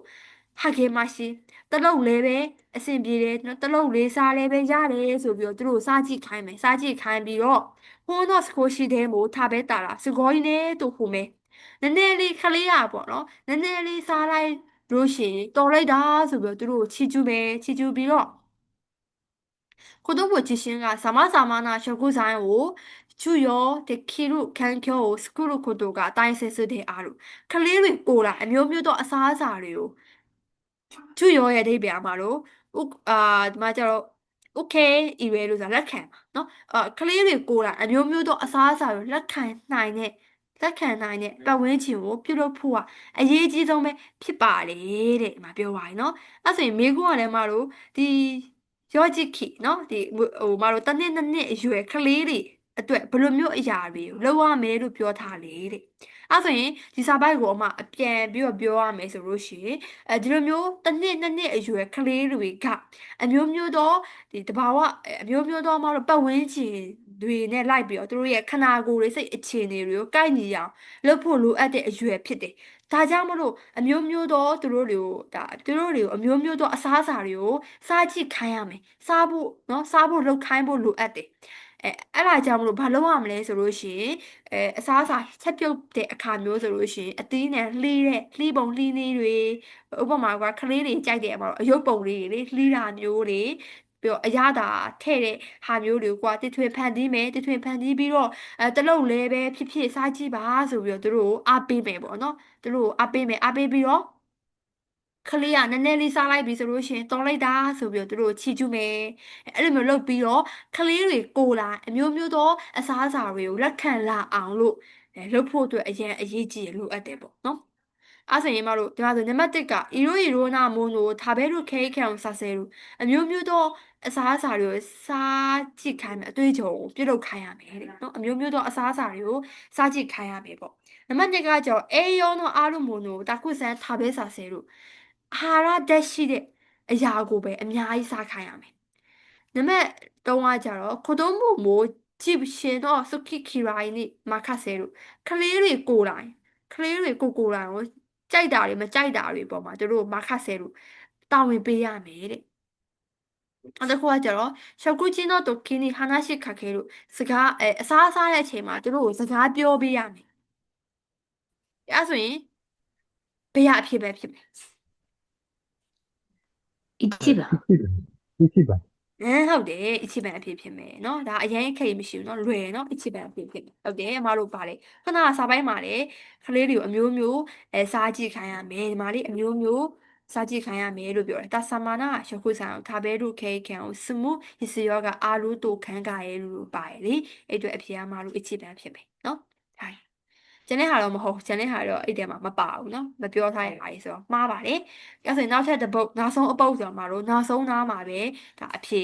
ဖတ်မယ်နော်။မာဆိုဟိရှာဝါတဲ့စာရေးဆရာကတဲ့ခီရိုင်းနာမိုနိုထာဘဲတဲ့ဟိုမဲရာရဲတာခဲခံကဒွန်နိုယောနာမိုနိုနိစနာကာလူတိုခံကရတဲ့ယူကနော်။စာရေးသူက ဒီမကြိုက်တဲ့အစားအစာတွေကိုစားပြီးတော့ချီကျူးခံရတဲ့အတွေ့အကြုံကဘယ်လိုအရာမျိုးနဲ့ဆက်ဆက်နေရဲလို့တွေးတယ်တဲ့နော်စာရေးသူကမကြိုက်တဲ့အရာကိုစားပြီးတော့ချီကျူးခံရတဲ့အတွေ့အကြုံကဘယ်လိုအရာမျိုးနဲ့ဆက်ဆက်နေရဲလို့သူတွေးတယ်ပေါ့နော်အဲ့ဆိုရင်အမတို့မပြောနောက်ဆုံးအပိုင်းဆိုရင်နောက်ဆုံးအစာချောင်းမှာပဲအဖြေဖတ်မယ်နော်အဲ့ဆိုရင်အမတို့ဒီထိဖတ်ပြီးသွားနော်ဒီနှစ်ပိုင်းထိဖတ်ပြီးသွားဆိုတော့နောက်ဆုံးအပိုက်ကဒီကနေစမှာပေါ့လေနော်ဒီကနေစမှာဆိုတော့အဲ့တော့နည်းနည်းလေးဖတ်မယ်ဆိုလို့ရှိရင်ဒီမှာပေါ့လေဖတ်ကြည့်မယ်ခီရိုင်းနာရှကုဆိုင်ကိုဒါပဲရတဲ့တာတူယူတဆေးခံပါနော်အဲ့ခီရိုင်းနာဆိုတာကမကြိုက်တဲ့အစားအစာတွေကိုစားလိုက်တယ်နော်မကြိုက်တဲ့အစားအစာတွေကိုစားလိုက်တယ်ဆိုတဲ့တဆေးခံဆိုတာကိုယ့်ရဲ့တိုးတက်သွားတဲ့ခံစားချက်ပေါ့လေအဲ့လာကကိုပဲရရဲလို့ခိုးတူတဲ့စာရာနိစွရောမဲရရဲချီကျူးခံရတယ်ဆိုတဲ့ကိစ္စထက်ကိုပို့ပြီးတော့ပြင်းထန်ပြီးတော့တဲ့ကြည်ရှင်းကဥမာရဲလို့ယုံကြည်ချက်တွေပေါ်ပေါက်လာမယ်တဲ့နော်ယုံကြည်ချက်တွေပေါ်ပေါက်လာမယ်ပြီးတော့ဆိုလို့ကြည်ရှင်းကယာရုခိနိစနာဂါရီအမှနော်စနာဂါရီပါရဲ့နော်မိကုန်းကလည်းဘာနဲ့ဆက်ဆက်နေတယ်လို့ပြောရဲ့နော်အဲ့တော့အဲ့ဒီယုံကြည်မှုဆိုတာကလှုပ်ချင်စိတ်နဲ့ကိုယ့်ရဲ့လှုပ်ချင်ကင်ချင်စိတ်နဲ့ဆက်ဆက်နေပြီးတော့နော်လှုပ်ချင်ကင်ချင်စိတ်နဲ့ဆက်ဆက်နေပြီးတော့မွန်ဒိုကော့တိုနိမာယေမုခိနိ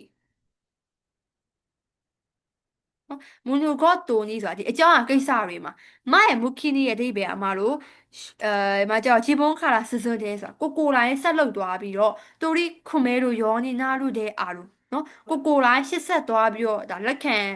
လှုပ်ဆောင်သွားနိုင်မယ်ဆိုတဲ့အရာပဲဖြစ်ပါတယ်တဲ့နော်အဲ့ဆိုရင်မလို့ဒီမှာပြောရရင်ခီရိုင်းနာရှခုဆိုင်ဒါပဲရာရဲတာတူယူတဆေးခံပါနော်အဲ့တော့အာကိုမကြိုက်တဲ့အစားအစာတွေကိုစားနိုင်သွားပြီဆိုတော့ဒီတိုးတက်သွားတဲ့ခံစားချက်ကဆိုရင်တော့ချီကျူးတယ်ဆိုတဲ့ခံစားချက်ထက်ကိုပို့ပြီးတော့ပြင်းထန်ပြီးတော့ကိုလည်းယုံကြည်မှုရှိလာမယ်ပြီးတော့အဲ့ယုံကြည်မှုကလှုပ်ရှင်ကင်ခြေစိတ်တွေလည်းဆက်ဆက်နေပြီးတော့ဒီအကြောင်းအကိစ္စတွေပေါ်မှာလည်းကိုတိုင်းရှစ်ဆက်ပြီးတော့ဖြစ်သွားမယ်နော်အကြောင်းအကိစ္စတွေပေါ်မှာလည်းရှစ်ဆက်ပြီးတော့ဆက်လုပ်ဆောင်သွားနိုင်မယ်ဆိုတဲ့အရာပဲဖြစ်ပါတယ်ဆိုအနောက်ကိုဆက်ဖက်မယ်ဆိုရင်သူကတော်တူအဲဘာကြီးပါနေဥပမာအားဖြင့် ਨੇ မတို့ကအဲ့ဥပမာအားဖြင့်ကိုတတိထားသလားတော်တူအဲဘာကလေတော်တူအဲဘာဆိုတဲ့စကားလုံးတွေကတော်တူအဲဘာဆိုပြီးတော့ဥပမာအားဖြင့်ဆိုပြန်ရှင်းပြထားတဲ့စာကြောင်းတွေကအဖြေမယူသင့်ဘူးအဲ့ဒါတွေကမှားတာများတယ်တလားနော်မတို့မေကိုမာကဥပမာနဲ့တက်ဆိုင်တဲ့ဟာမျိုးဆိုရင်တော့တာတူအဲဘာဆိုတဲ့နေရာကိုတော့မှယူမယ်အဲ့လိုမဟုတ်ဘဲနဲ့မေကိုမာဥပမာအားဖြင့်ဥပမာနဲ့တက်ဆိုင်တဲ့မေကိုမျိုးမဟုတ်ဘူးဆိုလို့ရှိရင်တာတူအဲဘာဆိုတဲ့ဟာမျိုးတွေကရတယ်အဲ့ဒါတွေကယူစရာမဟုတ်ဘူးတာတူအဲဘာဆိုတာအမတို့ဥပမာရှင်းပြရရင်သူပြောတဲ့သူအရှိမပြောသွားတဲ့စာကြောင်းကိုစာပိုက်ဖတ်တဲ့သူတွေနားမလည်မှာစိုးလို့ဥပမာနဲ့ပြန်ပြီးတော့ရှင်းပြပေးရဲ့စာကြောင်းဖြစ်တယ်အဲ့အတွက်မလို့အဲ့မှာတွေကတာတူအဲဘာဆိုတဲ့ဟာကြီးအရှိကပြောချင်တဲ့ဟာကိုပြန်ရှင်းပြတာဆိုတော့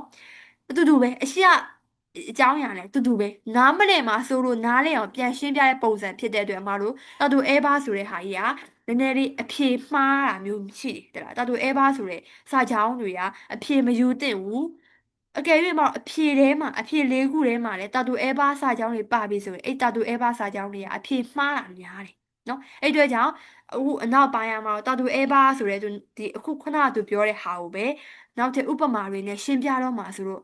မလို့ရတယ်အဲ့ဒါကိုမဖတ်နဲ့တော့တလားမဖတ်တော့နဲ့မဖတ်လဲရတယ်မိကုန်းကဥပမာနဲ့ပတ်သက်ပြီးတော့မေးထားတာမဟုတ်ဘူးဆိုတော့အဲ့နောက်ပိုင်းကိုမဖတ်လဲရတယ်နော်အဲ့ဆိုရင်ဒီလောက်နဲ့ပဲမလို့အဖြေကရနေပြီလေနော်သူကဘာနဲ့ဆက်ဆက်နေလဲဆိုတော့မတို့ဒီမှာပေါ်နေပြီလေအဖြေကယုံကြည်မှုဖြစ်လာမယ်အဲ့ယုံကြည်မှုကလှုပ်ရှင်ကိုင်ခြင်းစိတ်နဲ့ဆက်ဆက်နေပြီးတော့အကြောင်းအရာကိစ္စတွေကိုရှစ်ဆက်ပြီးတော့ဆက်လုပ်ဆောင်နိုင်သွားမယ်ဒါလေးပဲနော်အဲ့ဆိုရင်ဓမ္မတစ်ကငုံရောကတုံနီဆက်ချောကုတေခိနိနာရီရှူယီနိအီရုဟိတိုတာချီနိအဲ့မှာကြတော့မလို့မီတိုမဲရာရဲလို့ယောနေတာလို့တဲ့နော်အကြောင်းအရာကိစ္စတွေပေါ်မှာတဲ့ဆက်ချောကုတေခိဆိုတာကကိုကအသက်ကြွလာမယ်အာကျုံမန်တက်ဖြစ်လာပြီးတော့ပြပတ်ဝင်းချင်ကလူတွေစီမှာအတိမတ်ပြူတာခံရလိမ့်မယ်တဲ့အမတ်တက်ကကြတော့ဒီကတဲ့ဣရှိခိကနာခုနာရီဆိုတာကကို့မှာလို့ညံ့နေဆိုတဲ့အတိညာအတိစိတ်ကြီးမရှိတော့ပဲနဲ့တဲ့ခိကအာဝါနိုင်တို့ခန်းကြီးတို့ဟစ်တုံကိုဒါခုနာလို့ကိုနဲ့မကိုက်ညီဘူးဆိုတဲ့စိတ်ခံစားချက်ကြီးအဲ့လိုမျိုးလည်းမရှိတော့ဘူးတဲ့ နံပါတ်3ကကျတော့ကြည်ရှင်းကဥမာတွေယုံကြည်ချက်တွေပေါ်ပေါက်လာမယ်ပေါ်ပေါက်လာပြီးတော့မွန်နိုကော့တိုနီဆက်ကျော်ကုတဲ့ခီတီတူရီခုမဲလို့ရောနေတာလို့အကြောင်းအရာကိစ္စတွေအပေါ်မှာတက်တက်ကြွကြွနဲ့လှုပ်ဆောင်လာနိုင်မယ်ပေါ့နံပါတ်4ကကျတော့ကြည်ရှင်းကိုမွတ်တဲလို့ရောနေတာတွေယုံကြည်ချက်တွေပိုင်ဆိုင်လာပြီးတော့ဒွန်းနာခုတ်တူတဲ့ကိုစခိနေတာလို့ဘယ်လိုကိစ္စမျိုးမဆိုကြိုက်သွားပါအဲ့တော့အဖြစ်ပါရွေး3番。อืมအဖေကဟိုက်စမ်းပန်လို့ထင်တယ်နော်ဟုတ်တယ်အဖေကလည်းစမ်းပန်ခုနကအမတို့ဖတ်တော့ Pardon, pardon. အမတို့ခုနဖတ်သွားတဲ့တဲမှာတခါလေအကုန်လုံးကြီးတော့ပါနေရလေဟုတ်တယ်မလားဒီစာကြောင်းကြီးတိုင်းပဲပါနေအမှမတို့ကလေမရဲ့မုခီဆိုတဲ့ဟာလေးကိုဆက်ကျော်ကုတက်ခီဆိုတဲ့ဟာလေးတို့ကအစားထိုးလိုက်တာတူတူပဲတလားမရဲ့မုခီဆိုတာလေအရာအလုံးကိုကအဲ့လိုအကောင်းမြင်ပြီးတော့တက်တက်ကြွကြွဆိုတဲ့အဓိပ္ပာယ်ပဲနော်အဲ့တော့အဖေကစမ်းပန်ဖြစ်မယ်နော် သူပြောရလေဒီလိုမျိုးလာကိုမကြိုက်တဲ့အစားအစာတွေစားနိုင်သွားပြီဆိုလို့ရှိရင်ယုံကြည်ချက်တွေပေါ်ပေါက်လာမယ်ပေါ်ပေါက်ပြီးတော့အဲယုံကြည်ချက်ကလှုပ်ချင်ကြိုက်ချင်စိတ်နဲ့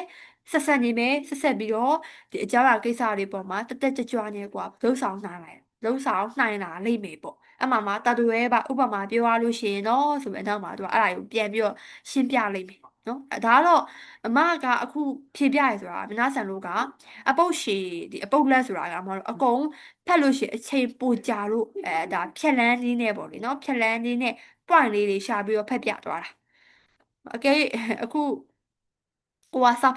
ဖတ်တာဝါဒနာပါတယ်မြမဖက်ချင်တော့အနောက်ကဟာလေးကိုဆက်ဖက်လို့ရတယ်ဒါပေမဲ့မတို့ကစာမွဲဖြေရမှာလေနော်အချိန်ကအကန့်အသတ်ရှိရလေမပြောသူတို့အချိန်က